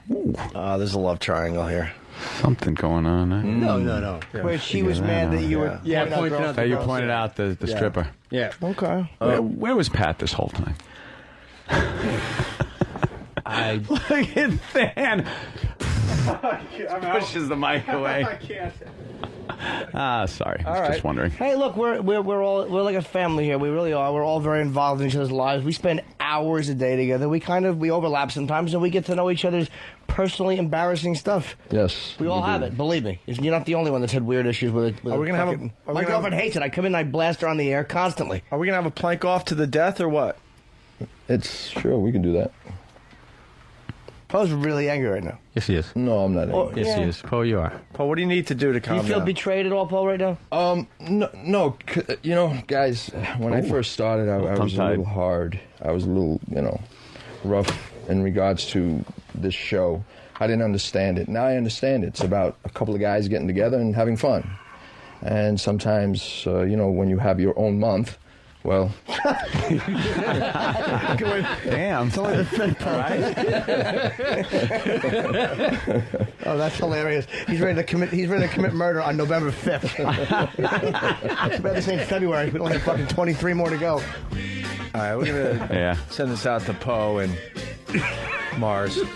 Can I just say... I want to do the plank off to the death, but... Can I just say one thing? Yeah. Go home and get your fucking shine box. Yeah. Turn down the music. We're not ready for one. We gotta hear this. This Poe has something to say. No, you guys are giving me the opportunity of a lifetime, and I really appreciate the fact of having my own radio show, even if it's for one night. At least it is. When is That's true. Yeah. He's getting a show. Going to be here on 202 and talking some martial arts, street fighting, prison fighting. Yes. I have Grandmaster... Or I should say, Flash? Great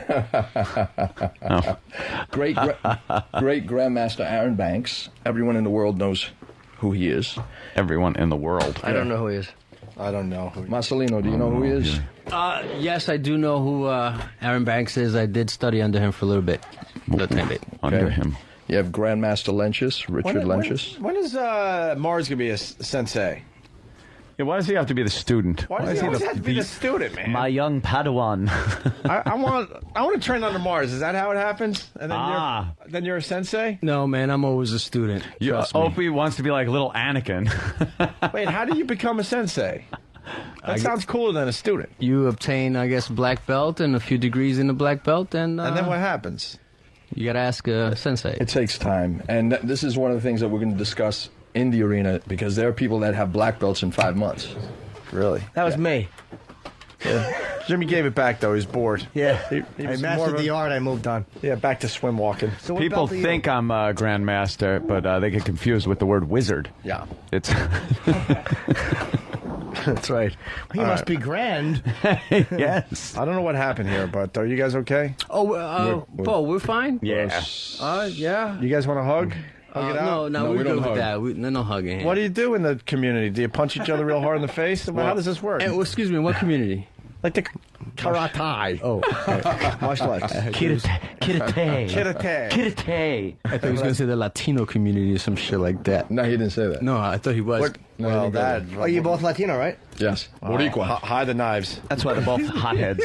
Hide the knives. Latino men are very hot-blooded, as they say, tempers. Hotheads. How about you have That's what they call How them. about a cock off? Cock A off? cock off? Cock off. What's some docking? How about some docking? You're 8 years into your martial arts training? Yes, sir. I want a little like something here, like a plank off or something. You guys don't can do a hug? plank off. It's not a gay thing to hug. It's men, like, We good hug friends. We hug differently. It's not, this Yeah, kind no, I of get hug. it. It's not How do you it's a hug? gay thing at all. Yeah. Shoulder to shoulder. Oh. Yeah. I thought front to back. Gentlemen. So, okay. That's an awkward hug for two men. That could be the most awkward of hugs. Because Poe described one where you take both your arms and put them around each other, and that's bad. Then there's the one where you're shaking hands and then you bump chest kind of and give a pat on the back. Called? The shug. The shug thing.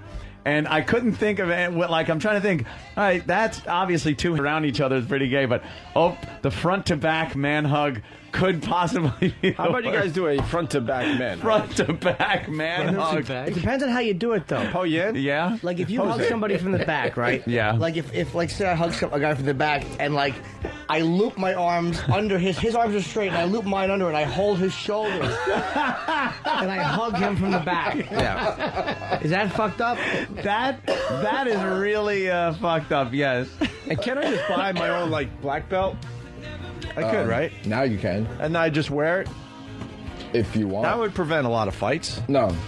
Well, it doesn't, you know. You wear that fight for your honor. All right, where's Z-Rock? In? Those little drums that they hold in their hands. Are you a black belt?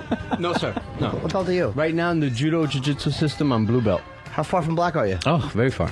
Wow. 8 years? It takes I haven't been doing jiu-jitsu for 8 years. I've been doing EverQuest. What do you guys forever? 3 years. What do you got to do? When do you level up? You got to break a few more boards and you'll get there? Nah, see, that's the difference with jiu-jitsu, man. It's you fight.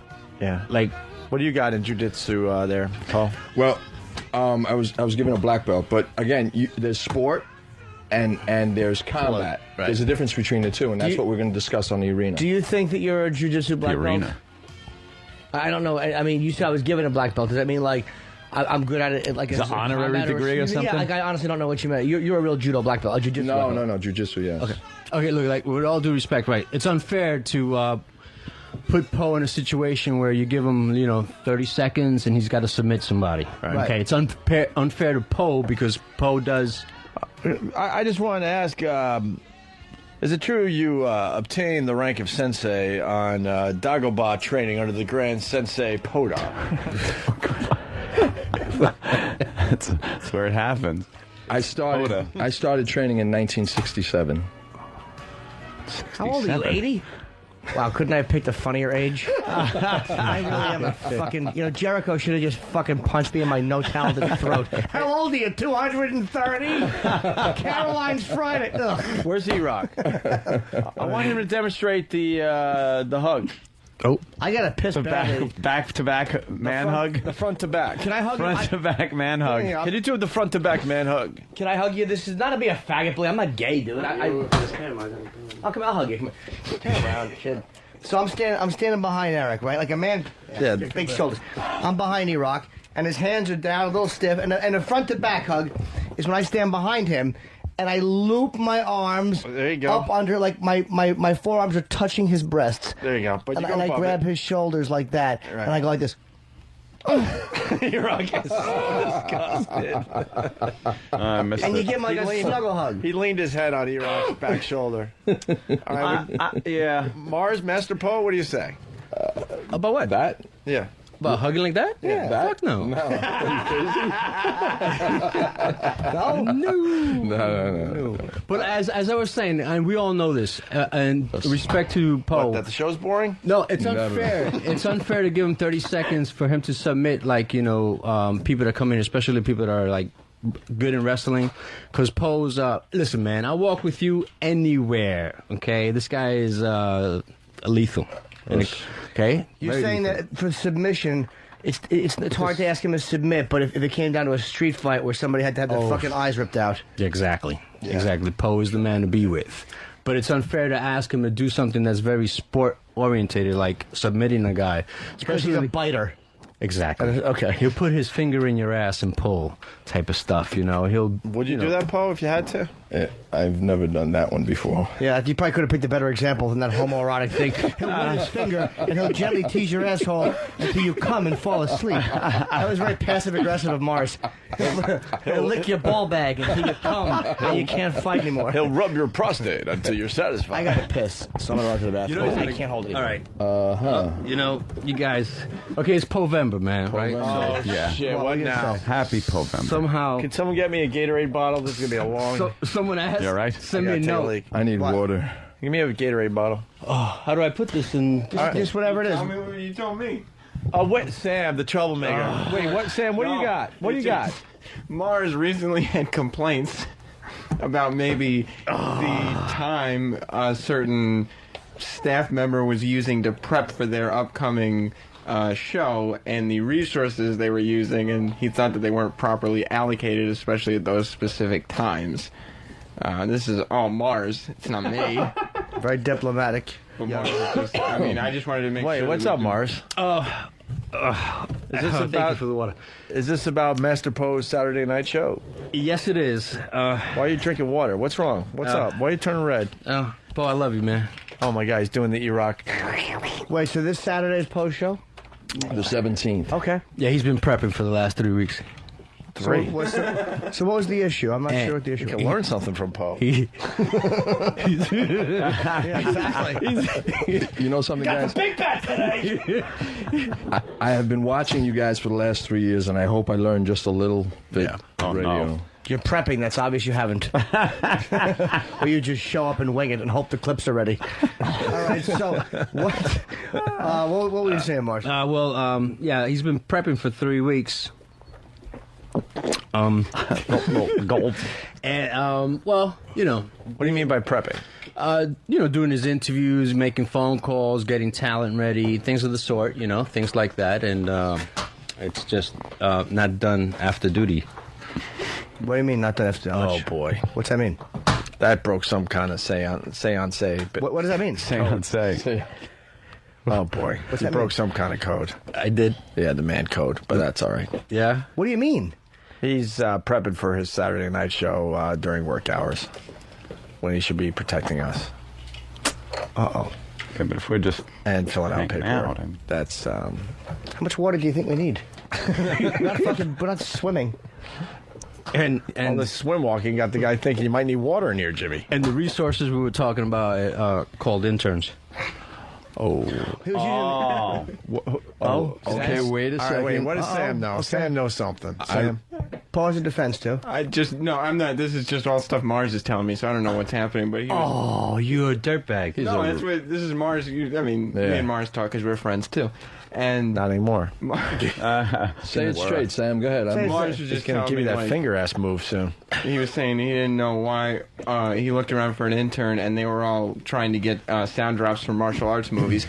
And also, he wanted to know why he was led to believe that the door was going to answer itself, I think is what he said to me. It's stuff from Mars. Dang on. Mars said that? Yeah. Wondering if the door's going to answer itself. Yeah. Why would the door answer itself? Because Poe's somewhere else when he should be I mean, the bell's ringing. Oh. Poe, defense? I could have been in the bathroom, but no, I think the time that he's talking about, I was in the Ron and Fez room and trying to listen to some of the drops and going back and forth. What's 11:30? You were allowed to do that? No, it was early. You weren't here. You were at CBS.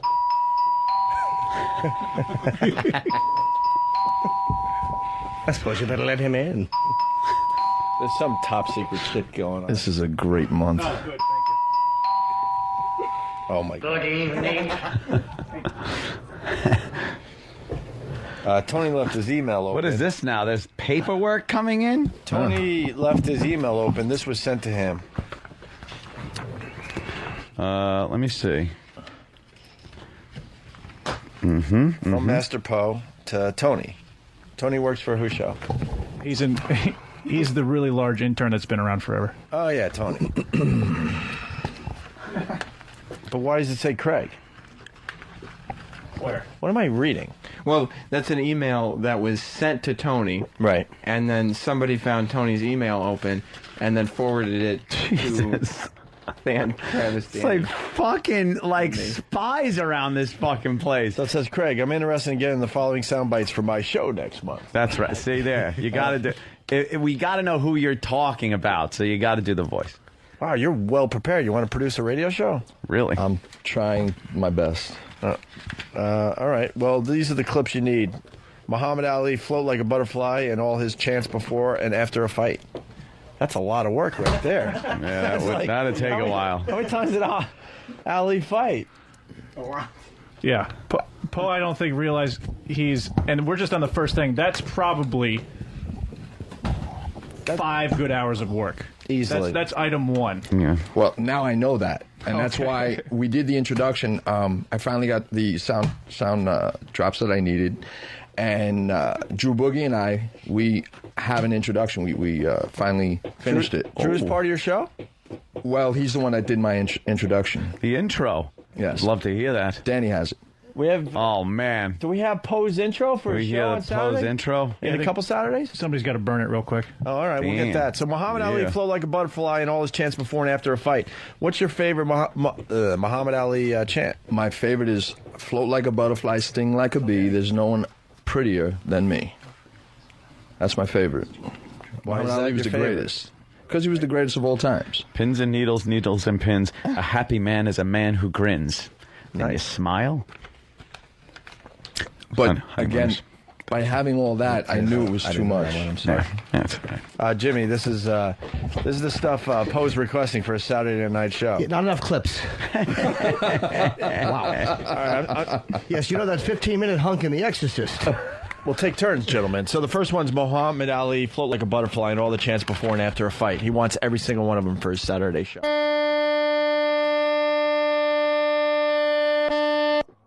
What was that? Nice. I think the headphones went onto the record button. Mackerel, that loop-de-loop. That just fucked my ears up. God, Holy shit. I'll be using that one from time to time. Wow. Now that you found it. Oh, yeah. All right, Poe's left the studio. Should we take a break? No, just continue. I got to take a leak. All right, here's another clip. It's Chuck Norris, his views on how martial arts have evolved. So, are there actual sound clips out there that have Chuck Norris talking about his views on martial arts? I don't know. That's why I wanted to find out. Again, that would be a lot of work. I didn't realize how much work is entailed. Yeah, that's why we try to do as little as possible. Bruce Lee, his views on combat and why he developed Jeet Kune Do. Do you know that those clips exist, or you just want someone to look around? Well, I know that there's an interview with Bruce Lee back in the Mrs. Lee 60s, has it. 60s. Wow, that'd be really hard to find. No, it's out there. Yeah? Now, Macho Man Camacho, his chants before or after he fights someone, what are his chants?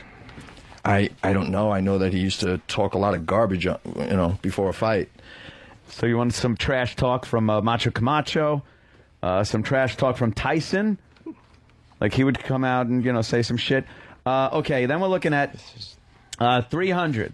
Before the Battle of Glory reference, tonight we will dine in hell, and the speech that leads up to This is Sparta.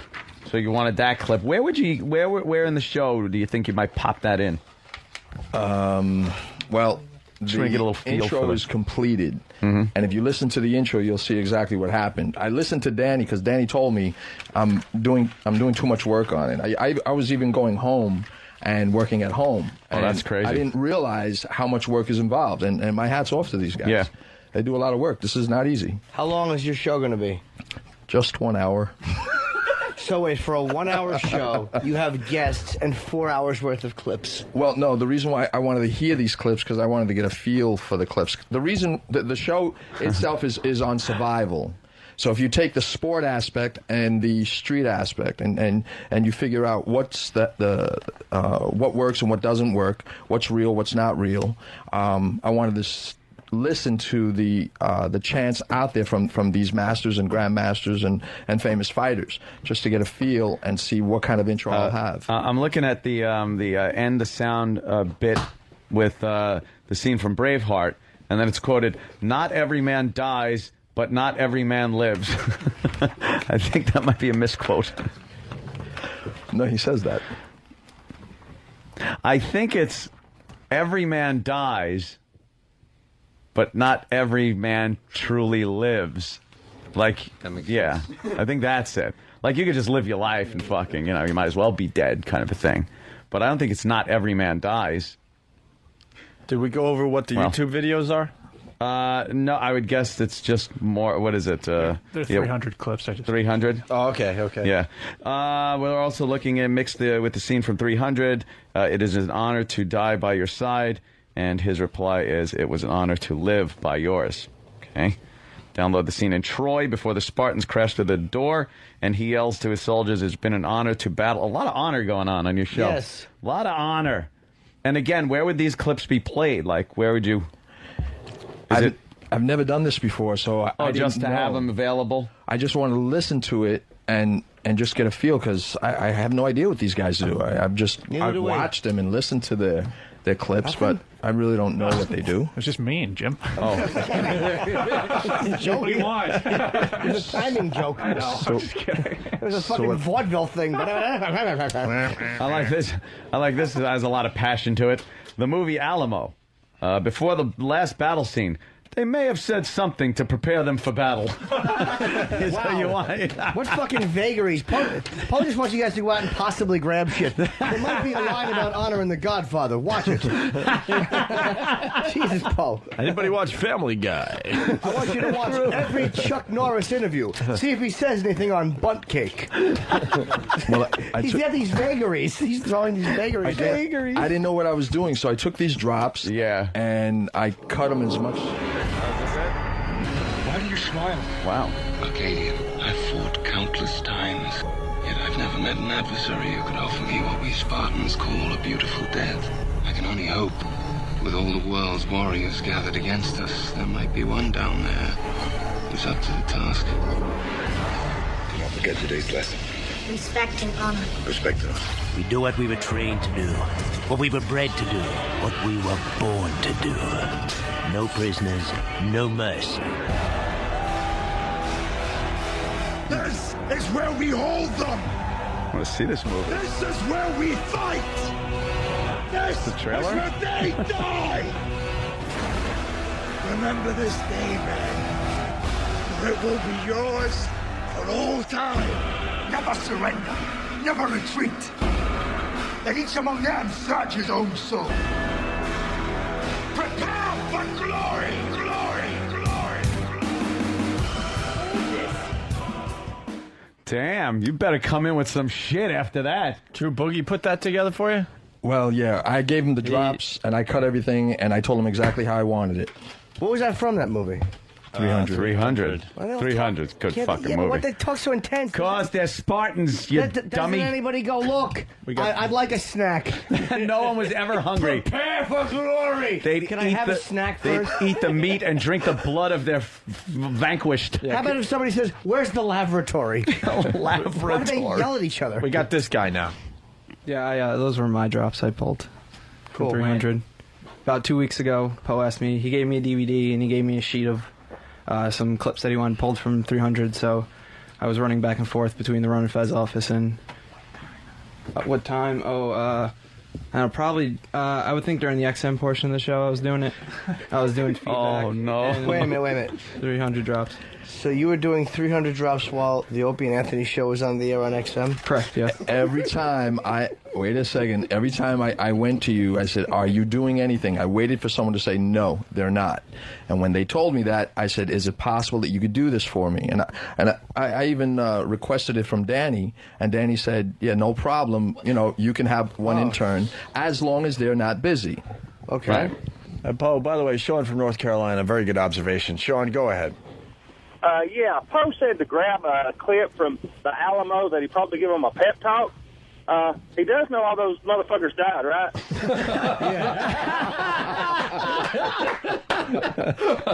Oh, shit. It might have been all about the pep talk those guys got. No, those motherfuckers died. Oh, that worked with the accent so much better than it would have just. All right, good. Moving on. The movie Gladiator. Before the scene when he's in the woods and he tells the Roman soldier, the frost, sometimes the blade sticks in the cold, or something like that. Wait, and Paul, Danny. So you need that clip. You wait. What were you saying about Danny? Said you could have an intern, right? Danny had a rebuttal. If I told you to take an intern during this portion of the show, it was just for this specific reason, so that it could actually be aired that you asked one of our interns during the show to do your shitty show work. Oh shit! Well, no, that was while the guys were at CBS. That is only when I was requesting their time. All right, and then you got a lot of Troy clips you need. And then the movie, fill in the blank, where King Arthur, before he is killed, is on his knees and he speaks to his people. And then yells out, defend the honor of Camelot. All right, hold on, Nathaniel, I'm going to need you to grab them right now. Iraq, get off the board. Go grab some 300. Anybody else you might need? Anything else? I forgot the name of this movie, but I remember that Richard Gere was in it. Holy shit! American Gigolo. He's gonna pull out speech something he gives from to Lauren Pretty Hutton Woman before he fucks her for money. Let me tell you. Of course, you want Braveheart, the freedom speech. That's a great one. Yeah, sure. The part where the gerbil frees himself from his asshole. You know, the internal affairs, where he's telling Andy Garcia he's going to make his wife teach her how to come by fucking her in the ass. I want that speech. Can I get that for my martial arts show? Shit. I need every word spoken by Swayze in Roadhouse. That's right. Harrison Ford when he says, "How dare you, Mr. President?" That's true. It's the melodramatic clip show. Clips that reek of melodrama and childlike emotion. Oh, we got another witness to be called to the stand? Yes. Yeah, first of all, Ron and Fez noon to 3. And, of course. He couldn't have been doing it at CBS because he does it all on my computer, and I get here at 10 o'clock. So there's no way he's doing it while you guys are at CBS. What's wrong? You didn't listen to the show? Oh, whoa. Oh, shit. I said, No, you did. When they were at CBS, I was doing it here. Yeah, but then I get No here one at was 10, here. so everybody's here. Okay. I don't understand. It's What do you- before 10. No, I get here at 10. I mean, I'm here. He's saying that he saw him doing it because he saw Matt pulling 300 clips. He gets here at 10 o'clock. So since he saw Matt pulling the clips, it would have had to be while we were on XM. That's what Pitts is saying. By the way, someone's pointing out after your long intro, you're only going to have 45 minutes to fill. I know. You might want to cut down the intro. I know. More clips. How about wax on, wax off, Chip? This is new. This is completely new to me. I didn't know. I also want the clips of Whitney Houston from The Bodyguard. I mean, I understand you don't have a lot of specific knowledge about radio production, and that's fine. We all had to learn at some point. But you do understand that to ask somebody to get that clip from that movie I saw once with the guy might be an unreasonable demand for anybody. It was definitely unreasonable. Like Rob Roy, something in that movie that shows courage, strength, and honor. I mean, that's watch the whole movie. It's not exactly fast forward to 1 hour, 3 minutes and pull clip. He explains, I believe the scene before Rob Roy's wife killed the king's assistant. She has the scene She has some powerful wording that pertain to strength and honor. I'd like you to watch Roots. There's a moment of jocularity somewhere in there. Did you find the moment of jocularity in Roots? I don't know if it's the original or the next generation. So cancel your weekend plans. Depending on your point of view. Yes. You either have no clips or a lot. Gentlemen, watch the Titanic. I believe eventually the boat tries to fight back. I want to know what it says. Well, we are having a guest from Bodog call in. A street fighter ready to go in for the kill or something that has real life situation that pertains to beating someone down. What's that? Say that one more time. It says this is one of your bullet points. A street fighter ready to go in for the kill or something that has a real life situation that pertains to beating someone down. Oh, if you look at YouTube and you type in street fight, there are plenty of people or plenty of scenes where you hear the news reporter. Watch Rob Schneider's The Animal. Find something about glory and honor. Speaking of glory, watch the movie Glory. I believe there's something about honor in it. When that teardrop falls, I want audio of that teardrop going down his cheek to show honor and courage under fire. Mixture of all the above. Are you digging Povember? I love it. Mixture of all the above will give me a beginning to the show. It'll give you a beginning, middle, and end. Yeah, it's too much. I know. Name of the show. What's the name of the show? The Arena. Masterpose Arena. I thought it was going to be the Us show. No. I like the Arena. And why when we walk up the sidewalk, everyone says Us? They come out and say Us to you. They're martial artists. The doorman with the pot belly is a martial artist? He's a black belt. Oh, shit. Which one's Good that? to know. A couple doors down. Yeah, a couple of doors down. All right, here is some sound effects that were requested for the instant replay. That's where we, All right, Victim, she was very badly raped. the sound machine. Okay. Poe needs access to the sound machine. The sound of rocking springs in a vehicle. Can we have that? I'm just guessing those are clips. I don't know. Okay. Oh, how about the She was sound? very badly raped, you see. Can you give me the sound of mace being sprayed? Gentlemen? All right, here's some of the sounds. Oos. Us. Yes. Swords clashing. So you need some, ting, ting, ting, swords clashing. Blocking and hitting. Yes. What would that entail? What's that sound like? Hold sounds on. of... Quiet. Hold on. Oh, okay. It's a Foley artist over here. Okay. So Tape that. stuff on the elbows and just pull that clip. Why didn't you just do that into the mic? There's no need to have a clip. Why are you beating yourself up? I like this one. The sound of wind. The sound wind. Sound.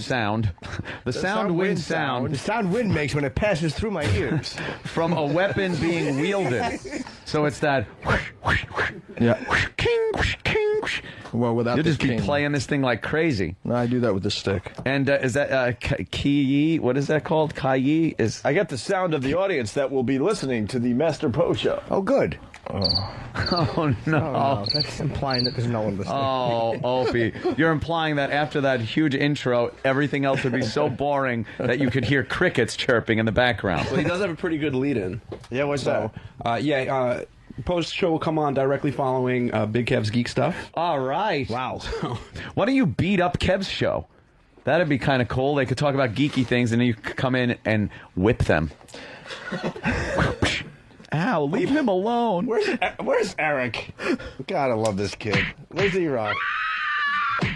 This kid has balls. What is this true? Oh no. Go ahead, E-Rock, our next witness. Yes. From what I was told. 5.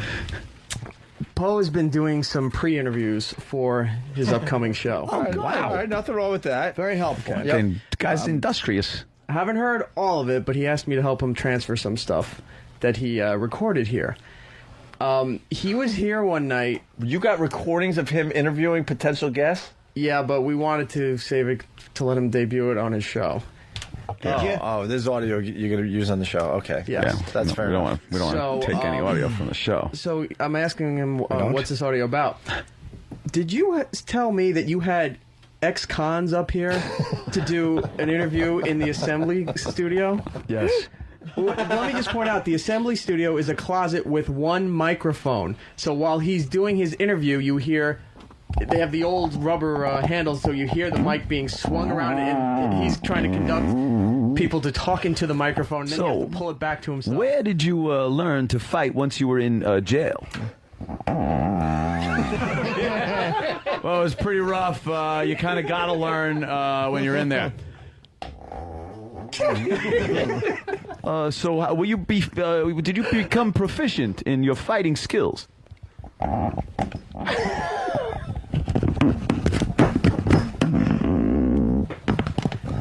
Yes.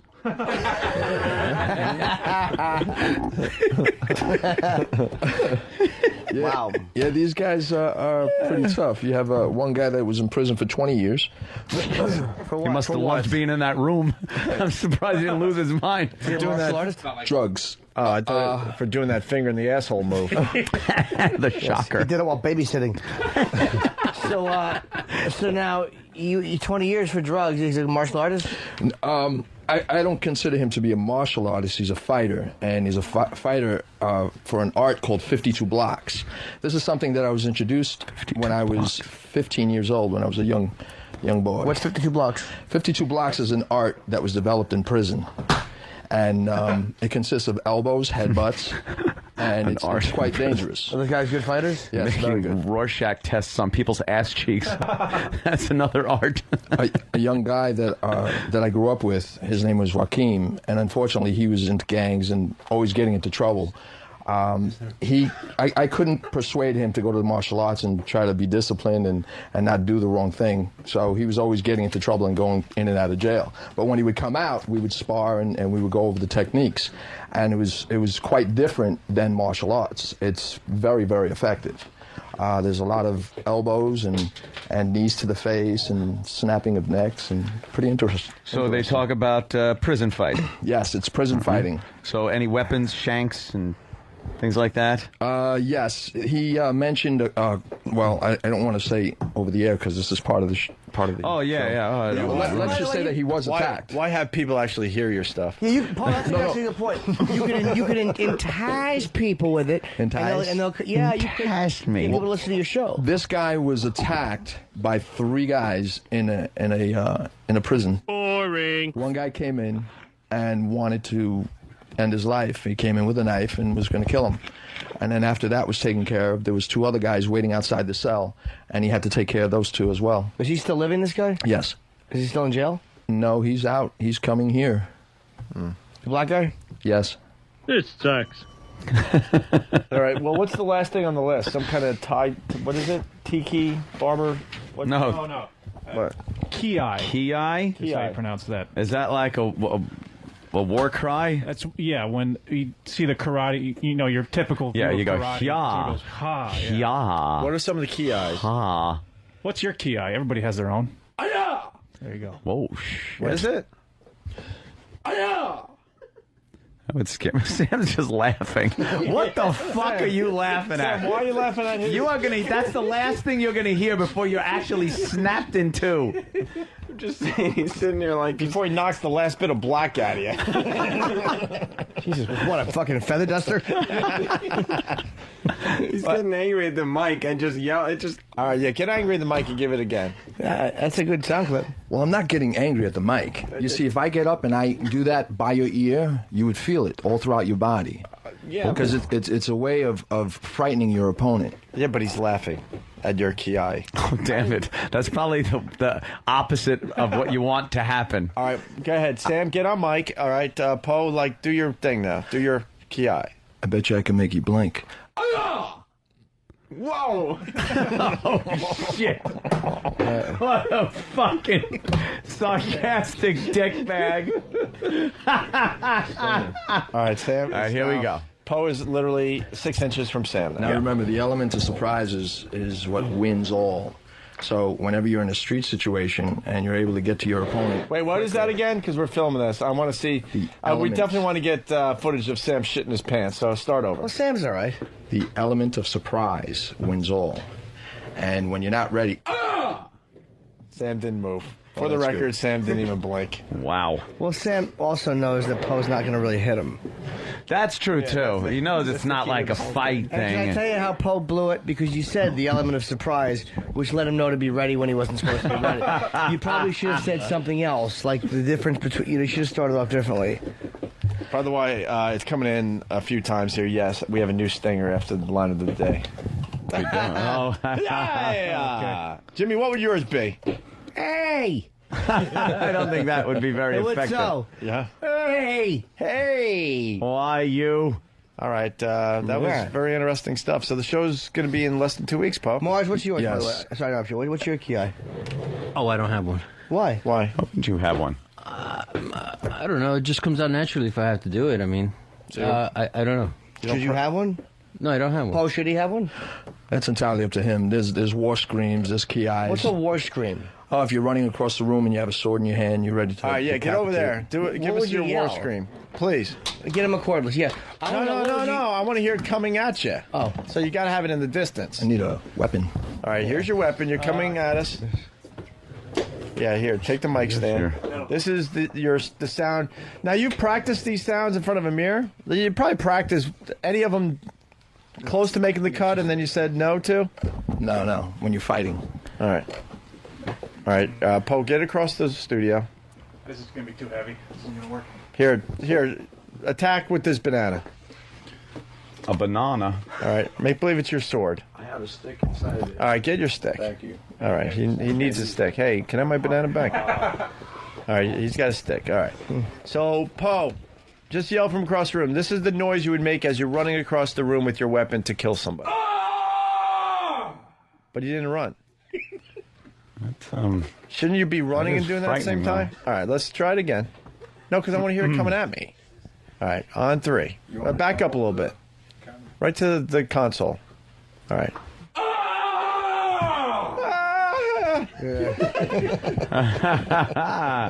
That would be, fuck yeah, who wants to see that coming at You don't want to see that coming at you. No fucking way. That would be rather unpleasant. By the way, Boogie from Richmond is saying, what is that called again? A ki? Ki. Boogie saying that ants would be cheep, cheep, cheep, cheep, cheep, cheep, cheep, cheep, cheep. Here's another. Here's a couple of celebrity key eyes. Oh, motherfucker! And then there's this one.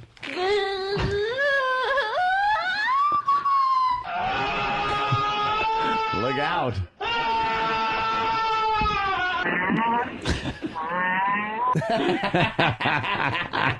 Here's I bring nothing to the table. That's Iraq. Here's Dave in Tennessee. Dave, what's up?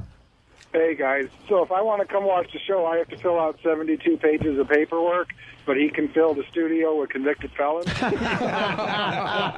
Fucking great point. Good point, sir. Good point. He's fucking filming the Jericho Mile here at 2 o'clock in the morning. One of the sound clips, the wind sound, that's done with this. Oh. All right, let's hear it. Well, can you make a wind sound with that thing? Step away a little. Yeah, please don't swing right here, Paul. I just got a gasser. Oh boy. That mic's available right up back there. Oh, that mic there? Whack it, though. It's on. All right, Poe's going to make the sound of wind. Like it's a wind thingy. All right, here we go. Listen to the sound of a weapon slashing through the air.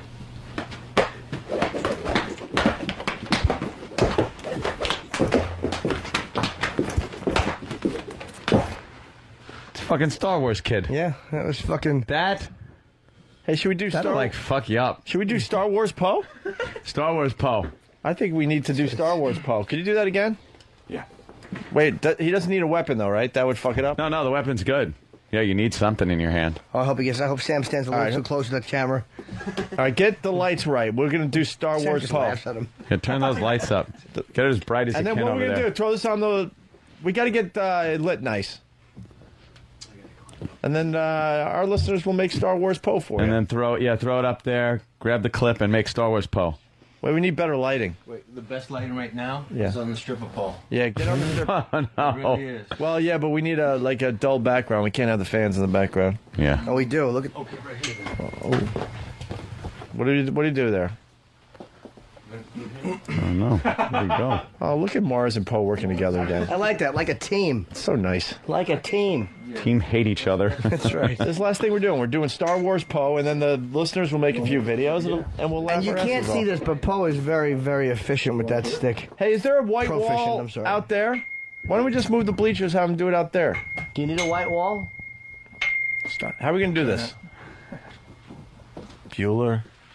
Just just tape them so people will be able to fucking manipulate that You shit. can always tape it right after the show. What? That's true. We could tape it after the show. I mean, if you want to. All right, we'll tape it after the show because we want to get it right. We'll give, 10, 15 seconds of Master Star Wars Poe, and then we'll have the listeners make their videos. Yeah. You can be a star, Poe. Gonna. Hey, Paul, I dare you to hit me with that stick right across my cheekbone. That would be the end of your cheekbone. All right, Poe. Are you guys good, Mars? That was and a Poe? good. Yeah. Want to hug it out or anything? No. That was good. Good shit. Okay, all right. Oh boy. There we go. Yeah. Would you still consider Poe a very fearful opponent if you had to really fight him in the street? I would have to shoot Poe. Really? Yes. Honestly. He would just dismantle you. Yeah. How do you protect against a gun? Depends on how far the guy is. If the gun is directly on you and you don't have anyone around, then you have to make a choice. The choice is you have to look in their eyes and see if they're serious. If you can see that they want to shoot you, then you have to take the gun out of their hands. If they're 6 feet away or 7 feet or 8 feet away, you better have the gift of conversation. That's good. Good. That's good. I like that. No phony answer. Good. Do you catch bullets in your teeth or any of that stuff? No, however, there are people that have done that before. No, they're not. That's a trick. Penita? It could hit the back of your throat with a metal apparatus. One of my guests has to catch bullets with his teeth. Bud Dwyer did it. God One of my damn guests- you! Just Just gonna mi- say that. It just slightly slipped through. Yes. Went through the top of Ladies his and head. gentlemen, don't try this at home. It's a little trick I learned. This Doug Henning taught me this. I was fucking combing his pubic hair. Catch bullets with the ceiling via my mouth. That's right. I'm gonna catch a bullet with my brainstem. I'm gonna catch a bullet over my shirt. Red groovy. There was a show called The Oriental World of Martial Arts. All right. And I'm not sure if you're familiar with that. Yes. Martial artists from all over the world come in and they demonstrate. Yeah. Bruce Lee was the commentator. Okay. Or the host, I mean. Yes. Bruce Lee was the host. Well, Great Grandmaster Aaron Banks, he's the owner of that show. And he has footage of the person catching bullets with his teeth. And he's one of my guests. Were they thrown? Kind of lobbed. Did he spit them up and catch them? I've never seen it, but he has the footage, and I'm getting that. Wait, Master Aaron, is he better than you? He's 80 years old. Oh, really? Shot with a cock gun. But I give him the highest respect because He also has footage of Bigfoot, gentlemen. And the Loch Ness Monster. Yeah, the Sasquatch waving. So wait, I have the Yeti. You can't catch bullets with your teeth, Paul. Master Don't Aaron. get into that game, man. That's stupid. Master Aaron, he uses doesn't false work. teeth. I don't do that. I think there was a guy that used to do it, but he had like some kind of metal plate in the back of his throat. No way. Yeah. That was on the Wonderful World of Sport, Wide World of Sports or something. Or something. It was all back in the bullshit. day. Yeah. I don't believe it. How good is Master I Aaron? don't believe it. He's a psycho. Who is? That gentleman. Where is he? Right up there. Master Aaron? He looks like he looks like Lotka's priest. He looks like Harry Dean Stanton. Yes, thank you. Yes. I just didn't know. Yeah. All right, we got to get out. Do you know the art of get to my truck? Oh, no. That's right. It's not a real art. That's just wanted Of Get course. on my Why truck, did you- foo. Get to my truck. No, it's not a real art. He just wants his truck. I know. It's not literal. Guys, thank you very much. All right, Paul. Thank you, Good job, Master man. Poe, for Povember. Did you move yet? Jeffries? All right, Paul. There we go. Why do you have to use Hopefully the we door? could have destroyed some friendships here. All right, Mars. Now they got it. Fucking Sam. Now they gotta You go. are just a scumbag. Now they got to go talk it out. Those Yeah. two. Line of the day brought to you by BodogFantasy.net. This is for fantasy football. All the tools you need to win this season. Trash talk with confidence and take home the glory. BodogFantasy.net. Could you give me the read Opie did and give me the part about glory? Glory. Here's a runner-up line of the day. Iraq is just, I'm fixated on Iraq. How can you not be? Well, body slop. Iraq. Body slop. You're funny. I like this part of the show today for some reason. It was fun. Yeah, it was interesting. Definitely. HornDogFantasy.net. Here's another runner-up line of the day. Can you feel it? According to reports, they can't. Hey, thank you, guys. Ooh. This guy's Matrix. The one. There goes Poe. Poe, what are you doing? Just making sure the door doesn't make noise. Ooh, very smart. Like a real radio show should do, but we wouldn't care. I don't know whether we should fucking laugh at Poe or hire him as the executive producer. Exactly. You see all the stuff he comes up. What? Jesus. Oh. Opie looks like, yeah. LeVar Burton in Star Trek The Next Generation. He's wearing his headphones over his eyes. Yeah. Here's your line of the day. Here comes. Line of the day. Line of the day. Line of the day. Line of the day.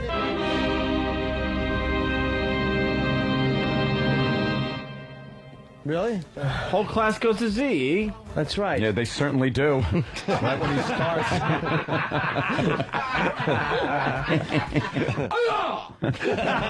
Yes.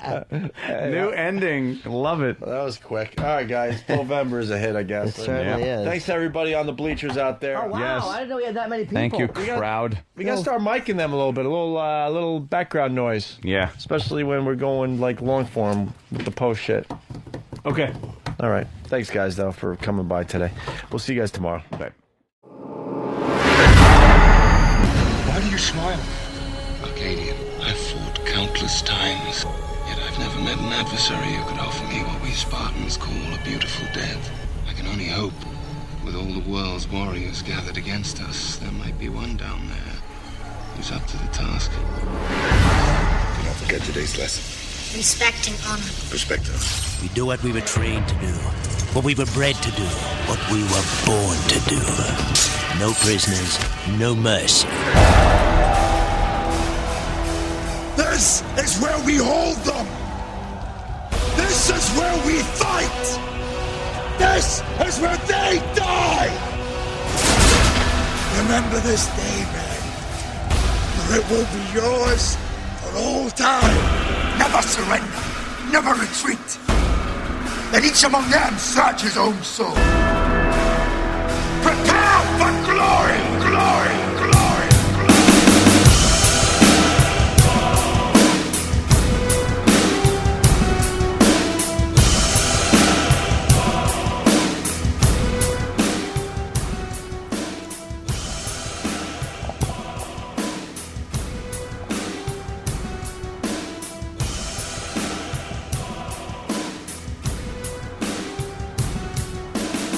Grandmaster Lenches, how do we feel tonight?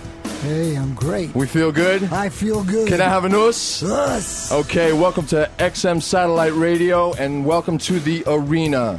What we're going to discuss tonight is mixed martial arts, street fighting, jailhouse fighting, something similar called, it's jailhouse boxing actually, it's 52 blocks. And we have a mixed martial artist coming down. Her name is Tara La Rosa. What I want to do is I want to have fun with this. And the first thing that we have to understand is the martial arts. You know it. I know it. We love it. It's in our blood. It's in our veins. It's something that we grew up with. The first thing I think we need to know is why. Why did we get into the martial arts? Personally, I got my ass kicked a whole bunch of times. And my students are out there right now and they're like, oh my God, he cursed. He's not supposed to curse. Okay, well, this is satellite radio and we're going to open up a little bit and we need to just break it out. Talk to me, Sensei. How did you get into the martial arts? Well, like we talked about once before, in 1949, I was living in California. It was called Richmond, California. I'm Jewish, and in those days, a lot of Jews were going up the ovens, and what had happened is I wasn't considered white or black.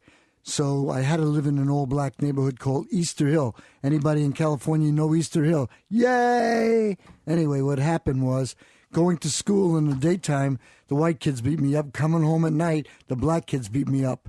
So one day, the white gang grabbed me outside, and with a makeshift meat hook, which is a nail bent through a piece of wood, they hung me on a white picket fence by my thumb, and with my own blood, they wrote the word Jew so I wouldn't forget. I haven't. Well, I'm sorry that happened to you. I tell you, one of the things that we learn as being martial artists is we learn how to get out of those dark corners. Anything that has happened to us when we were young, it's unfortunate, but hey, it's part of who we are. That's right. And one of the things that I realize is that when you're on the street, we're always constantly looking out for the person that's in the dark corner. They may have a knife, they may have a gun, a baseball bat. If they had a piece of chicken, that would be nice, because that's not threatening. All right? But personally, you know, I got to tell you, I was 4 years old. I was in my sandbox, and my brother Ricky, when he finds out that I told everyone about this, he's going to beat me up. Well, try. And I was in my sandbox, not bothering anyone. I was 4 years old. What do you do it for? Play with the sand. That's it. You play with the sand. But, you know, I had little green army men. Ooh. I had great, I'm telling you, the best. And later on, I got the Kung Fu guy, the G.I. Joe with the Kung Fu grip, but that's another story. And anyway, you got these little green men, and I was playing with them, not bothering anyone, enjoying myself. My brother Ricky is there with me because, you know, you really can't go too far. He's an older brother than you? My older brother, yes. Oh, okay. Yes. He was the oldest brother, Ricky, and my other brother is Paulie. And a gang just approached us, and my brother Ricky at the time was 10, and they were running after us, or running towards us, and I'm 4 years old. I'm playing with my sand, and a gang. I don't know anything about what's going on. My brother grabbed me, placed me on top of the monkey bars, and I'm looking down at the by the monkey bars. And it was pretty far, you know, I'm afraid of heights. It was pretty far. And I see all these kids beating the hell out of my brother. I didn't understand what was going on. Why? Why are they doing this? And I'm crying. I cried for everything. You take my toy away, I cried. You take my food away, I cried. Especially my food. Absolutely. And they just beat the hell out of my brother. They grabbed me, took me, and as they're taking me, they're smacking me and kicking me and punching me. 4 years old. I didn't know what can I do? How old were these guys?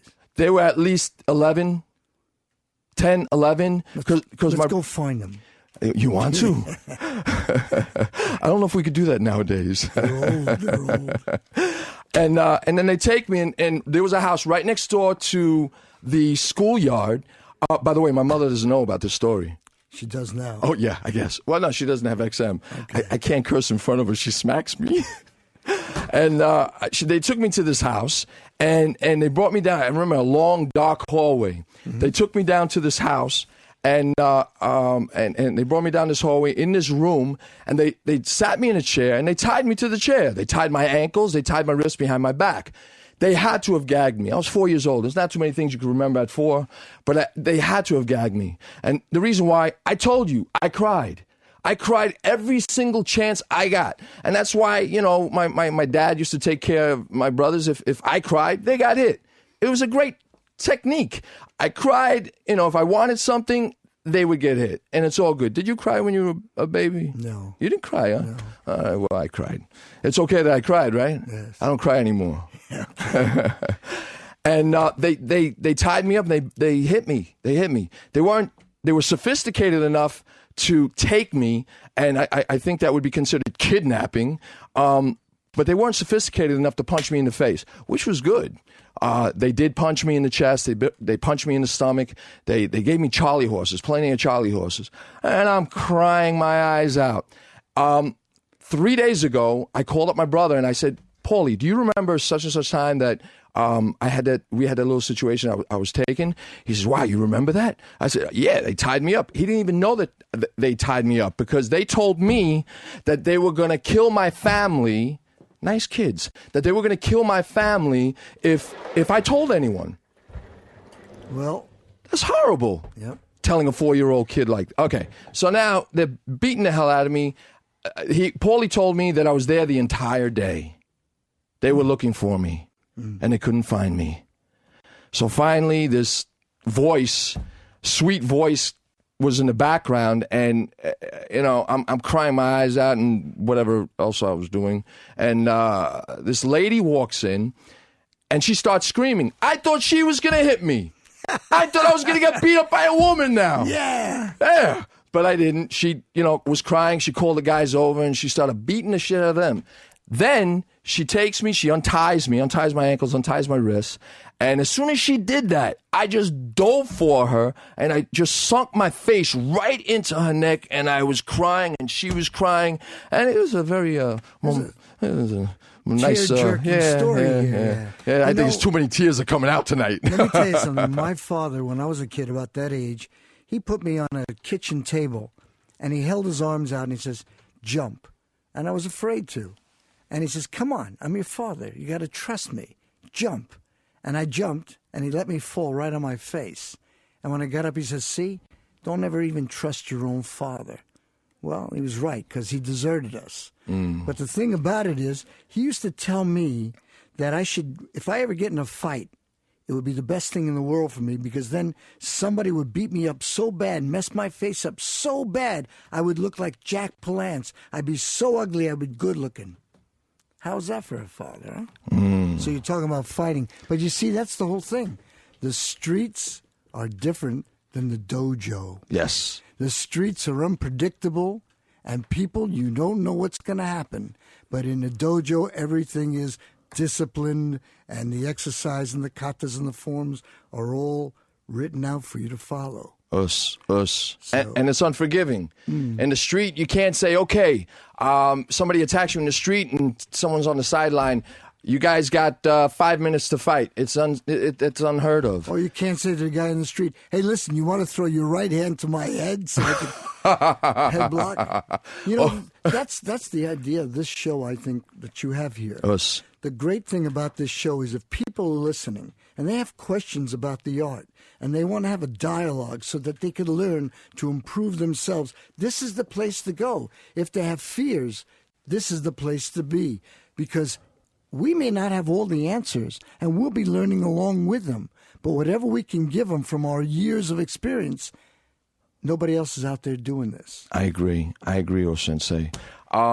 There are many people out there that are extremely oblivious to what's happening. They walk outside, and, I was speaking to someone the other day, and they carry $20 in this pocket, and the rest of their money they stick in their sock. So if somebody comes up to them and wants money, they have the $20. Isn't that amazing? Well, what about the story I have in my book, the one I came out with, the Coney Island Sensei? Us. I have a wallet. I buy a wallet in Walmart for $2. It's a piece of paper that looks like leather, and in it I put Mike Tyson's picture or somebody like that, and I put in $2, and I put in all false identification. I carry 2 wallets. So when they go to mug me, I throw the phony wallet out and I run the other way. Hey. They pick it up. They got $2 because they're going to go for the money.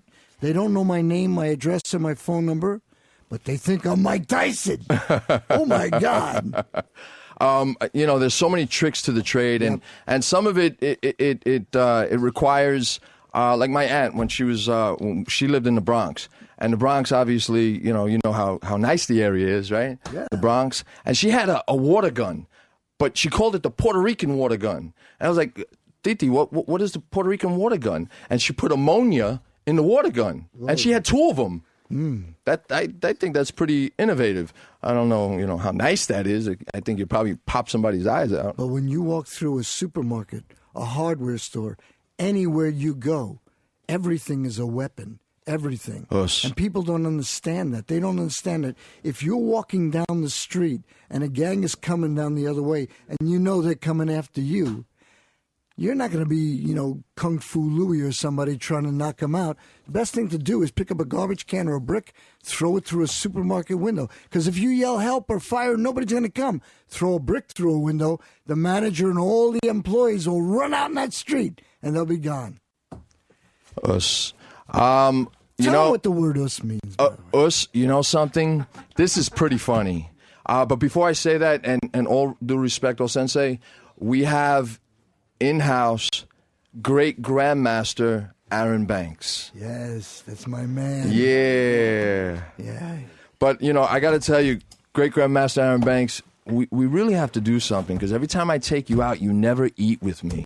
And I love food. I associate life with food. And next time we have to go out and have a nice meal. And you have to eat with us, okay? Never a problem. Anything you want. Thank you, sir. You that before, Robbie. Thank you, sir. It is an honor. I have to tell everyone, this is an honor for me to be next to great grandmasters and masters as you are.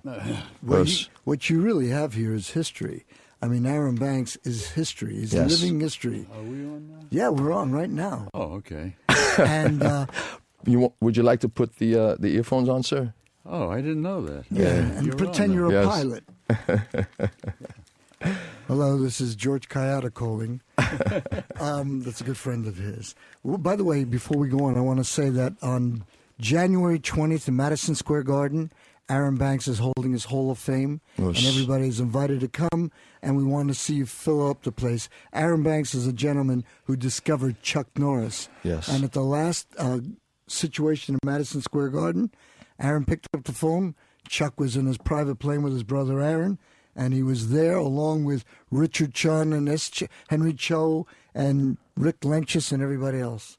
You know, I got to tell you, Opie and Anthony, Jim Norton, these are the guys that I'm with every day, and they're amazing.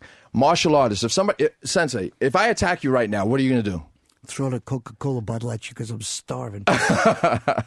Okay, I think this is yours. Yeah. Let me give it to you then. Pass that down, please. If I attack you, immediately you can respond to it. Am I correct? You're correct. Exactly. I got to give props to these guys because there's a similarity here that I'm going to talk to you about.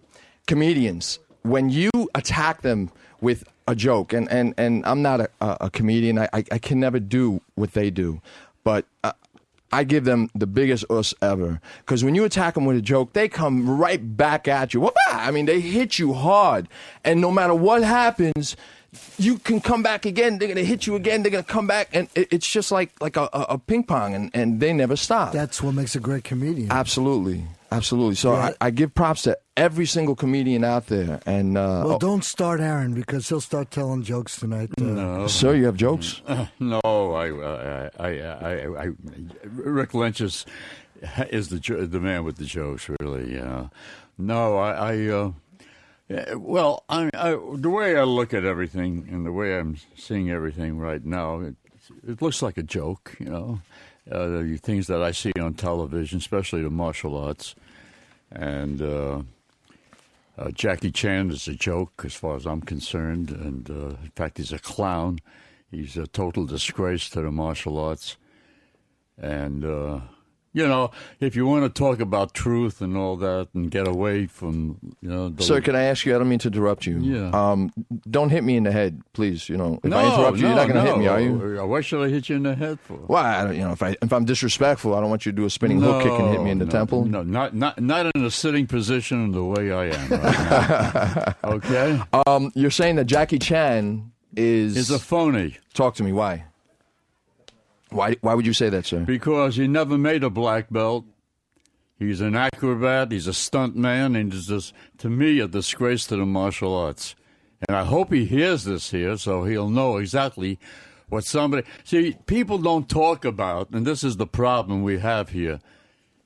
People do not talk about what's real and what's phony. And it's about time, like what you're doing, Master Poe. Is putting on people who know the truth. Man, I've been into martial arts like close to 50 years. Here, Rick Lynch is over here. 58. Yeah, 58 years. I mean, you know, let's talk about truth, man. Let's really bring it out. And and I'm glad that you're doing it. And I love you for that, Robert Rivera, Master Poe, because this is what it's all about. Okay, I don't want to take up too much time here, you know, talking about it. But somebody's got to say something about it, especially with the garbage that you see on television with this Ultimate Challenge thing and all that. Yeah, I mean, it is a joke. It is, because it's not real martial arts. They call it martial arts, but it is not martial arts. It's what I call DF. It's called degenerate fighting. And basically, that's what it's all about. True, I am the father of mixed martial arts. 1974 at Madison Square Garden, ABC, Wide World of Sports. They taped it. I had two guys fighting each other, Butch Bell and Kasim Dubar. And these two men fought. And I called it Ketsugo. In Japanese, it means everything goes. Everything goes means that's it. Everything goes. You name it. Kick to the groin, eyes, you name it. And, of course, I had a referee just to check it out that nobody gets hurt. And it went on for 2 rounds we had it. And the game got very dangerous, so I just stopped it. It was 20,000 people in Madison Square Garden, and I stopped it. And the reason why I stopped it, because they put a chokehold on this guy, Butch Bell, Kasim did, and a couple of seconds more, he would have actually ruptured the carotid artery, and he would have absolutely fractured his trachea. Yeah, he would have done that, and that would have been all over. Yes. So what you're looking at and what you see on TV is not the truth. Well, let me ask you, sir. I have to tell you that I watch the mixed martial arts. And my good buddy out there, Marcelino, he knows all about mixed martial arts, or I should say all the fighters. I don't know too many of the fighters. But I will say that they're in fantastic shape, and they train extremely hard for that arena. Yeah, I agree with you. I agree that they do, and I respect them. I respect all the fighters. I really do. And in some way or another, I am glad that we're talking about this, because the fighters are the ones that are really making it for these people who are putting up the money, but they're making it for them. They're not making it for themselves. It's a glory trip for some of them. And look, I had the greatest fighters in the world: Joe Louis, Chuck Norris. These were my fighters. Mike Stone. I mean, I can go on and on. These people made some money, yeah, but a lot of these people ended up punch drunk, like boxers do. And I feel bad for them. I really do feel bad for these guys, because are they really getting the money that they're supposed to be getting, putting their life on the line like that? It's going to happen. It's a death waiting to happen. Remember Count Dante? Yeah, Count Dante from Chicago and all that. Yeah. I don't mean to interrupt you. When I was a little boy, I used to buy magazines. Thor was my favorite superhero. Uh-huh. And I have a hammer at home, by the way. I got to show you. Okay. And in the magazine was Count Dante. And it said, learn the death touch. Right. And become the killer of I don't even remember. I was young. I was like 9 years old reading that. Yep. And can you do me a favor? Oh, Sensei, can you please tell me exactly what happened with Mr. Dante? No, but Aaron Banks can. But I want you to know one thing, that those ads probably came from one of the magazines that Aaron Banks owned, with Dan Laurie and World Karate and fighting. All these things. You're looking here. You're going to see Van Cleef, Ronnie, doing You're going to see the real thing in these magazines. But he wants to know about Count Dante. Yeah. Count Dante was for real. Called himself Count Dante. His name was John Keeham. Yep. All right. He was a hairdresser. Okay. And he was a good martial artist. He challenged a lot of people. He actually challenged me in a magazine, Black Belt magazine. He said, Aaron Banks, I'll fight you anytime in any place and all that kind of stuff. And then one day in my school on Broadway, in fact, not too far from this location, on 54th Street, I had my school, New York Karate Academy, for 35 years. He came up, and there he was. And he came over to me, and I looked at him, because that probably would have been the last day of his life if he would have said any more.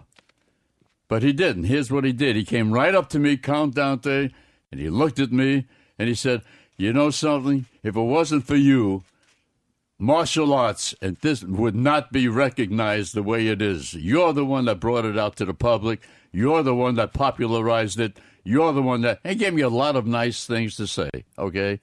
So Count Dante, in a way, was a nice guy. He was a hairdresser, but he ended up dead. Not by me. He ended up dead in his bed. And not by me. Cause no, never. You didn't kill him? No, not by the legend. There was a rumor about that, too, for a while. Yeah, why is that? He ended up dead. Well, he sent somebody to my office, and there was a big guy they gave him $100 to beat me up or something like that. $100, that's it? Well, yeah, I'm the only poor Jew I know. I was going to take it. No, but they sent this guy over to beat me up, and I was not feeling good that day. And everybody, I'm an architect, and everybody was working there. When he came in, I had a conference room made out of glass on one side, and he just started swinging at me, and before you knew it, there was nothing but blood on the walls. And we took this guy back with the $100 pinned to his chest, and then Count Dante called me from Chicago and said, hey, I was just joking. I wanted to see if you really could do it. And that was the story. But Aaron Banks did change the world of martial arts. He turned martial arts into a form of entertainment. And he filled up the Garden and every show and every magazine for years and years and years. That's what I wanted to talk about. I had a discussion the other day with Opie, and he said, Poe, don't catch bullets with your teeth. Right. And I looked at him. I said, why would I do that? Because a Aaron pizza Banks, maybe, but not a bullet. That's crazy. And he says, yeah, it can't happen. It can't happen. I said, wait a second. I do have someone that he has video footage of a man catching bullets with his teeth. Sure. How many? 8? I don't know. 8 bullets? No. How many bullets did he catch? He was shot 9 times. The man came from Germany, and I brought him in and to the Garden, and his name was Ralph Biala, and he thanked me for coming to New York, and he was checked out by Widewell Sports and Madison Square Garden because they didn't want any phonies there, and he actually did catch the bullet. It was one bullet. Johnny Cool that shot? Johnny Cool, he's the one that pulled the trigger. It was a .22 caliber rifle, and he did catch the bullet. I have proof of that, and I would just say that if anybody does not believe that kind of a thing, they're mistaken. It was proven. I went into the editing room of ABC, Widewell Sports, and the producer there said this is a phony thing. And I said, man, you don't know what you're talking about. How much money you got in your pocket? He said, what? I said, how much money do you have in your pocket? And he said to me, I got $50. I said, put it on the table. So I'll match it. He put his $50 on the table. I put my $50 on the table. And they slow-mo'd it. You know what I mean by slow-mo? They slow-mo to see as slow as they can, the bullet going through the plate glass, and it went. There was a projectile going through the plate glass, entered this man's mouth, and he did catch the bullet. Now, the people booed. They booed because he didn't die. The 20,000 people, not all of them booed, but a lot of people booed. Because I also had a man hanging himself. Right. In Madison Square Garden. I'm sorry, what? I had an actual hanging in Madison Square Garden, and the reason why I did all these things way before all this reality stuff went on. They took all this reality from me, everything, the Survivor Series, and am I right, Rick? Yep, absolutely. And I'm the one that started it with the show I had, Oriental World of Self-Defense. I'm not. How many years, Aaron, was that? That was in 1973, 1974, and I was at the Garden for 15 years. With my events. And they stopped the cops came in to stop the guy from hanging himself, right? No, the cops did no. How did that happen? In fact, it was Chuck Berger, a man. He had an 18-inch neck to show the public that a martial arts person. He also pulled the circle line, the ferry. He pulled it with his neck. He wrapped a rope around it and. Like a tugboat would pull it in. He had the most fantastic neck that you would ever see, in your entire life. And he was hanging there for like 50. He went purple, all different colors on his face. The amazing thing is that he didn't pass out. And I said, I was yelling on the microphone because I was announcing the event, cut the man down. They cut him down. And the audience booed, and he still was living, and he still lived, and the audience booed. That's they want to see amazing. him die. We have some callers. Before I go to that, we're going to 866-WOW-1-WOW, 866-WOW-1-WOW. We have a caller. His name is Chad. Chad, are you there? Hey, Chad. Us. I like that. This is cool. Hey, Chad, what's going on? Oh, what happened? You disappeared. You gave me a nuss and you disappeared? What happened? I have You to know do what? a softer us. I'll give him a softer us. Okay, let me have Jay. Hey, Jay, what's going on? Hey, what's happening, Paul? How are you, bro? I'm doing fine. I was just wondering, you were saying what's more martial arts? Would you say Rampage Jackson versus Liddell is a bigger martial arts spectacle, or you versus a blonde at F.H. Riley's? That's interesting. Okay, next caller. Let me have Ryan. Ryan. Yes. What's going on, Ryan? Us. That's cool. They're calling, giving me an us, and hanging up. Yeah, but let's talk about that real quick. Okay. An us in the world of martial arts, no matter where you can go to Africa, you can go to Italy, you can go to any part of the whole world, and you may not speak their language, but once you say us, you gain their respect and they bow to you, right, Aaron? Yes.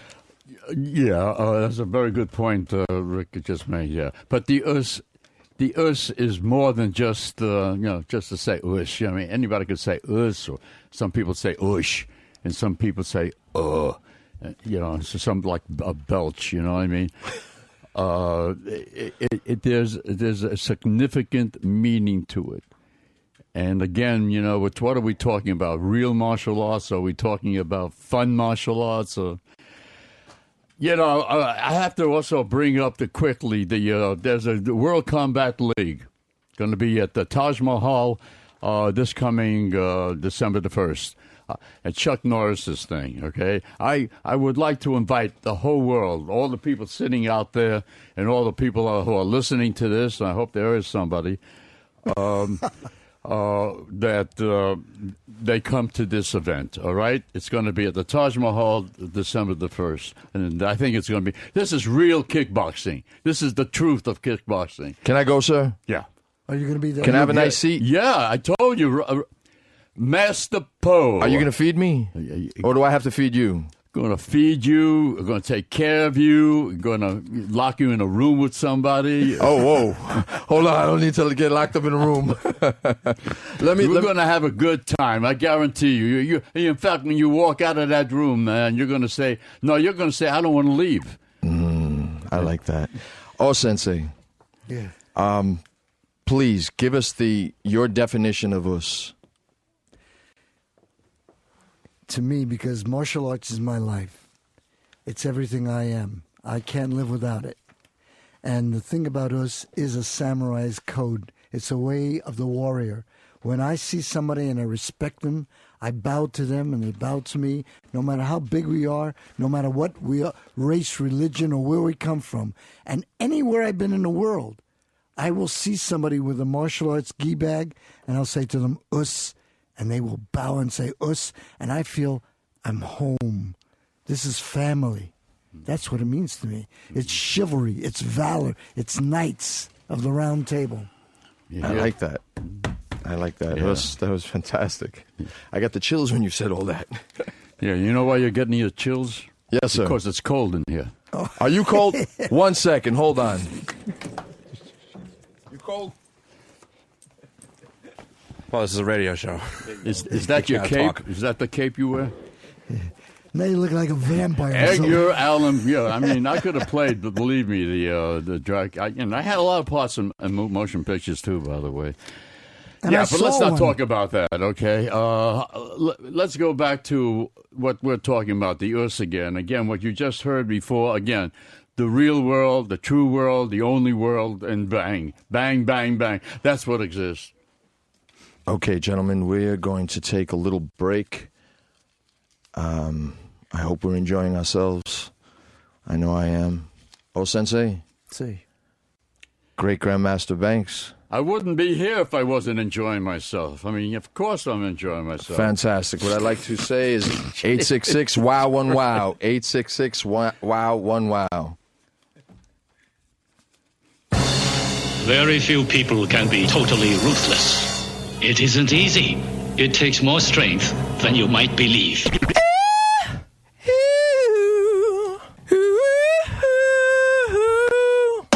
We shall strive to be worthy of your sense of grandeur. You're listening to The Arena with Master Poe. Light Burley, how are we doing today? Oh, I'm all right. Yeah, Happy to be here. That's good. Listen, I got to tell you that I'm happy that you're here as well. All right. When I was a young boy, I was introduced to jailhouse boxing. And although I didn't know anything about it, I thought it was kind of weird. But I had my friend, and he was showing me some things. Unfortunately, he was going down the wrong road all the time. He was always getting into trouble. It's sometimes attached to the wrong road. Yes, absolutely.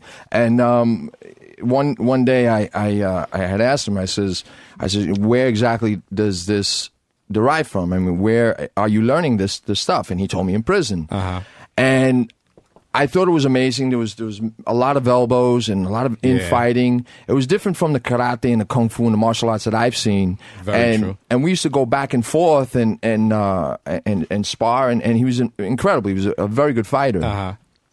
The only thing that blew me away, I'm going to tell you straight up, and I stopped.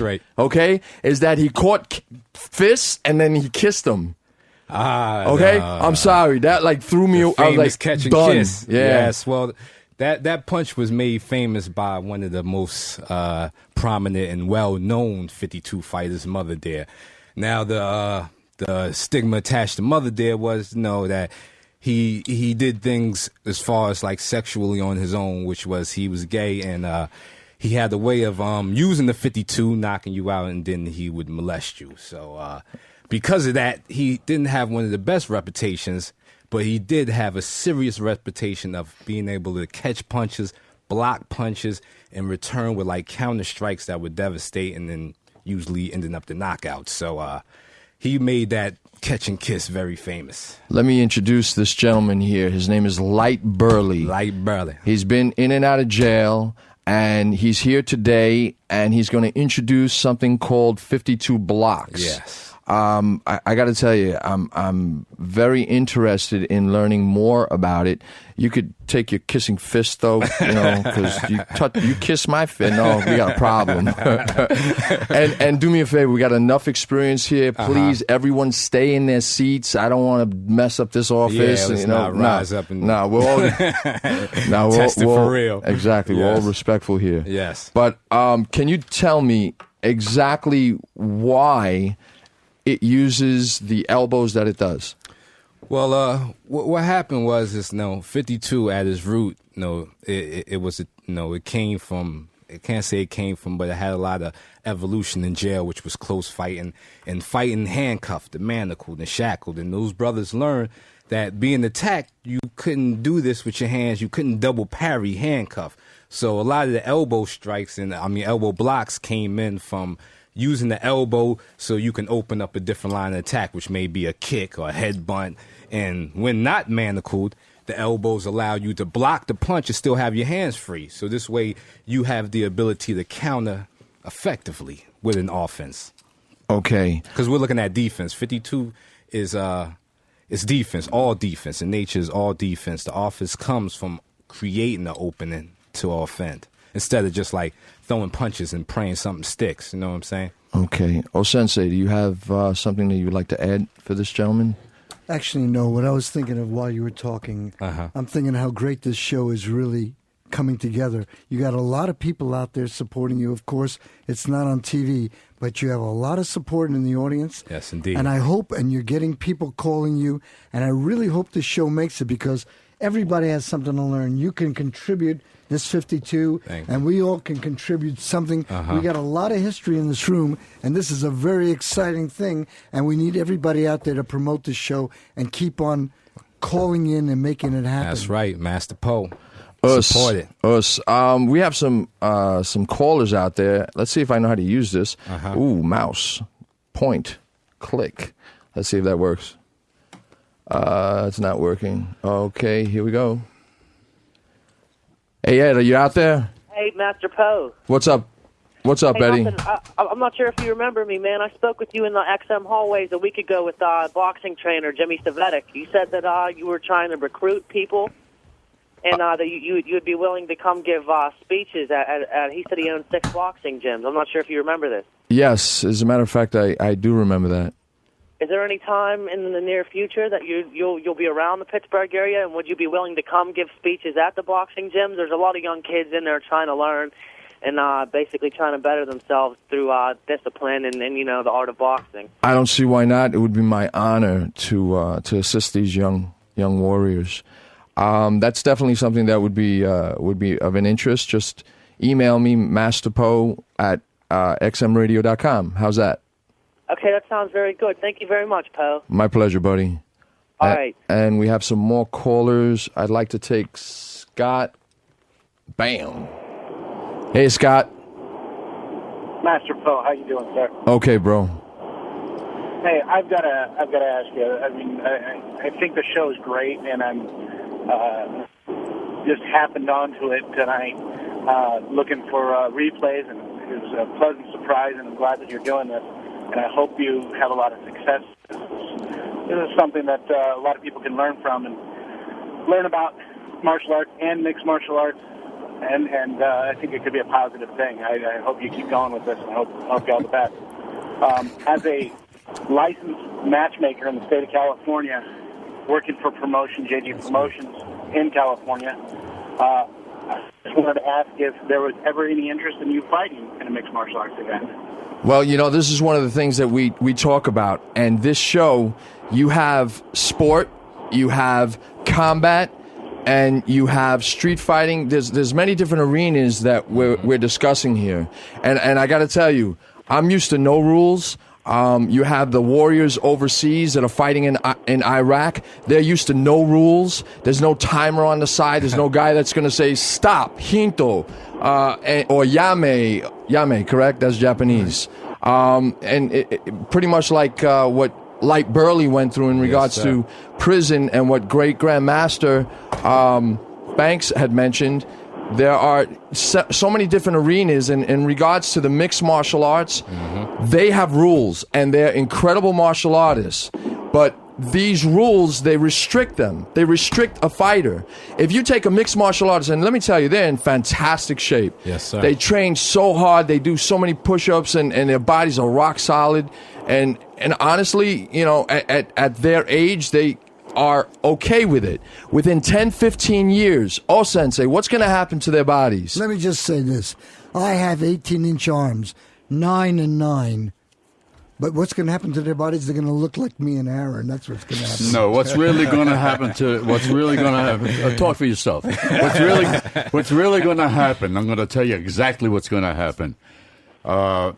Boxers, years back, and I think it still can hold true today. In boxing, there's been many deaths. Okay, let's really face the facts. People have been knocked out for life. That's what's going to happen eventually with this. What's going on here, when you say ultimate means, that word means all the way, baby. All the way. So it's not going all the way. All the way is what the Romans did with the gladiators years and years ago. When two people got into that Colosseum or the amphitheaters, they faced each other. One walked out. One was carried out because he was dead. And what's going on today, again, I repeat, is what you're looking at is not mixed martial arts. Very true. So I've got to say it. It is not. It's a bastard style of martial arts, a real bastard style. And it's wrong. It's bad. As I said, for the fighters, yeah. The fighters, I'm with the fighters. It's just what you were saying about prison and trying to, but you were saying it in a defensive way. In a defensive way. Well, that's what makes to save your life. Exactly. Well, that's what makes mixed martial arts the problem, because they stand in front of each other and beat the mess out of each other. Yeah, that's not fighting. That's like years down the line, you punch drunk. Exactly. You know, beating the hell out of each other, and the public is looking at this here and say, hey, this is martial arts. No, it is not. Nah. It's the Roman days. Truth. That's right. It's the Roman days with the gladiators, right. And man, hey, go all the way. Exactly. Don't play. Exactly. Go all the way. Let's have it. That's but you see, if they do something like that, they will be banned in every state of the union here. And that's the reason why they cannot. So they play it up to a point. Well, they play it up as ultimate. It's not ultimate. It's only ultimate because they ultimately kill each other. Exactly. That's what they're doing. Exactly. They're not ultimately fighting. But let me say this here, and let me wind it up like this, because I got a feeling we're gonna be shut out. Well, actually, we have callers that we have to take care of. I'm sorry, Sensei, Great Grandmaster Banks. Give me 1 second. 866-WOW-1-WOW. 866-WOW-1-WOW. Let me have Master Stone. Master Stone. Oh, Master Stoney. Good evening, gentlemen. I'm sorry, Master Stoney. Two quick things. I really look up to what you're doing here, Poe. Very appreciate it. You come out here and talk to us about martial arts. I also study martial arts just like you. Us. Not you.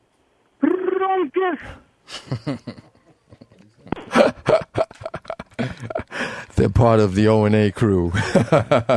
It's okay. It's all good. It's like an us. Frunkus is like, when they say frunkus, it's like saying us. Okay.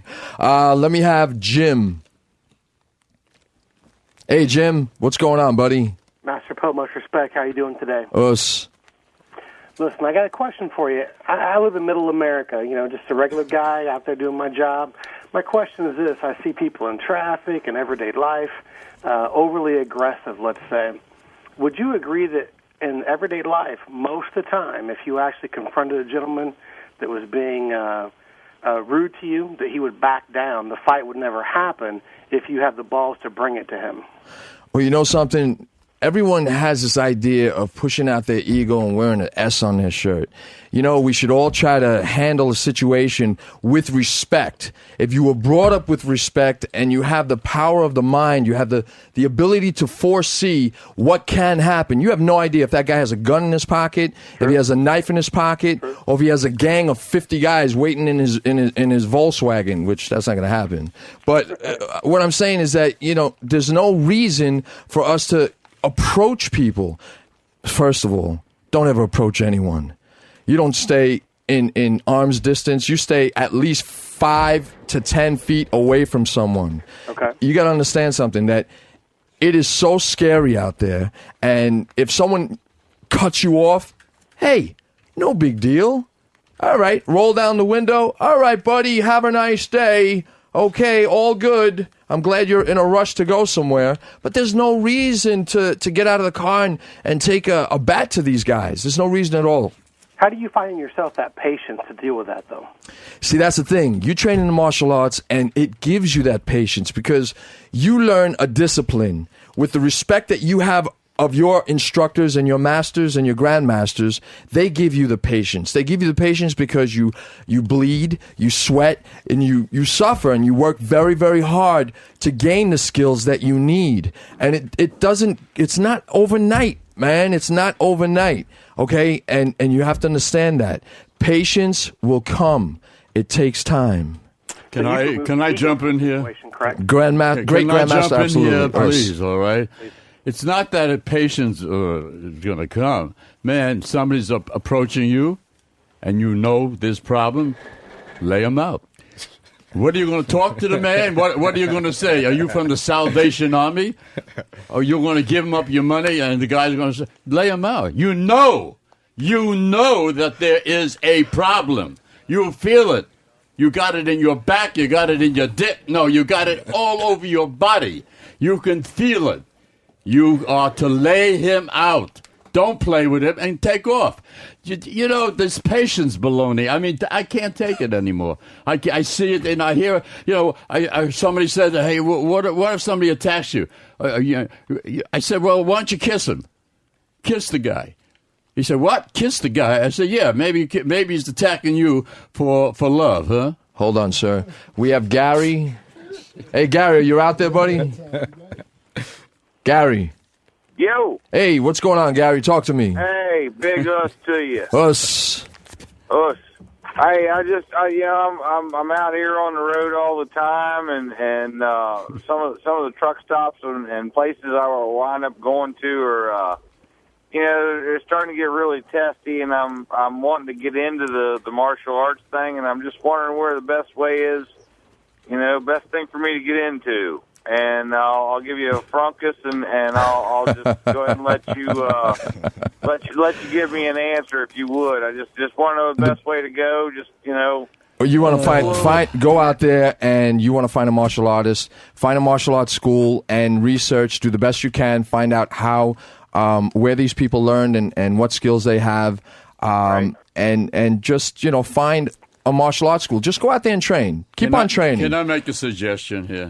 We have only 2 minutes left, but don't worry, it'll take 30 seconds. You call me, baby. Hey, my man. You call me. I'll give you a good school. Is that cool? Right. How's that sound?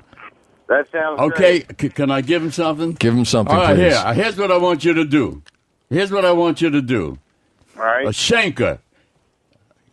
You got a pen, pencil, or something there to write with? Yeah. Schenker. SHENKER, martialarts.com. You got that? Okay, very good.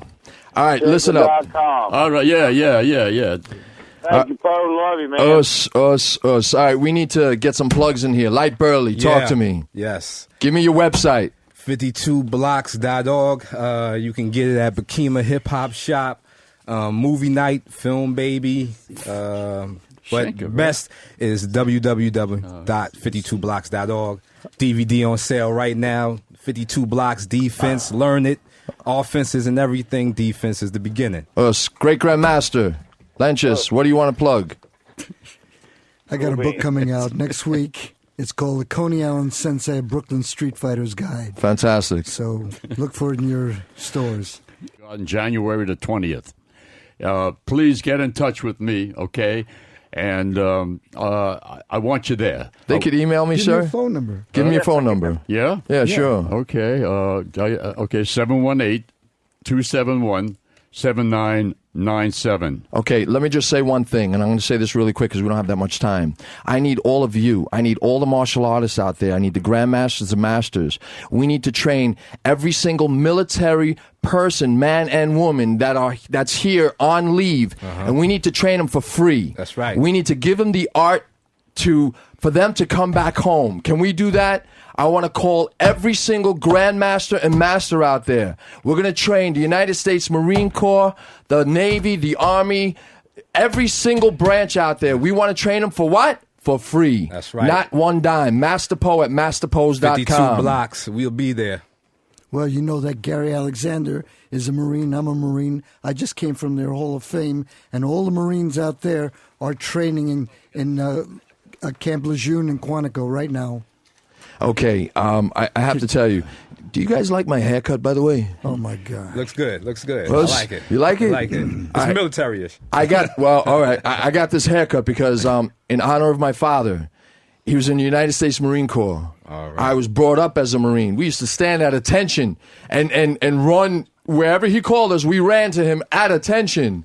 And I'm wearing this haircut in honor of my father and every single Marine out there. And I got to tell you guys, if you're listening overseas, come back home safe because we are here for you.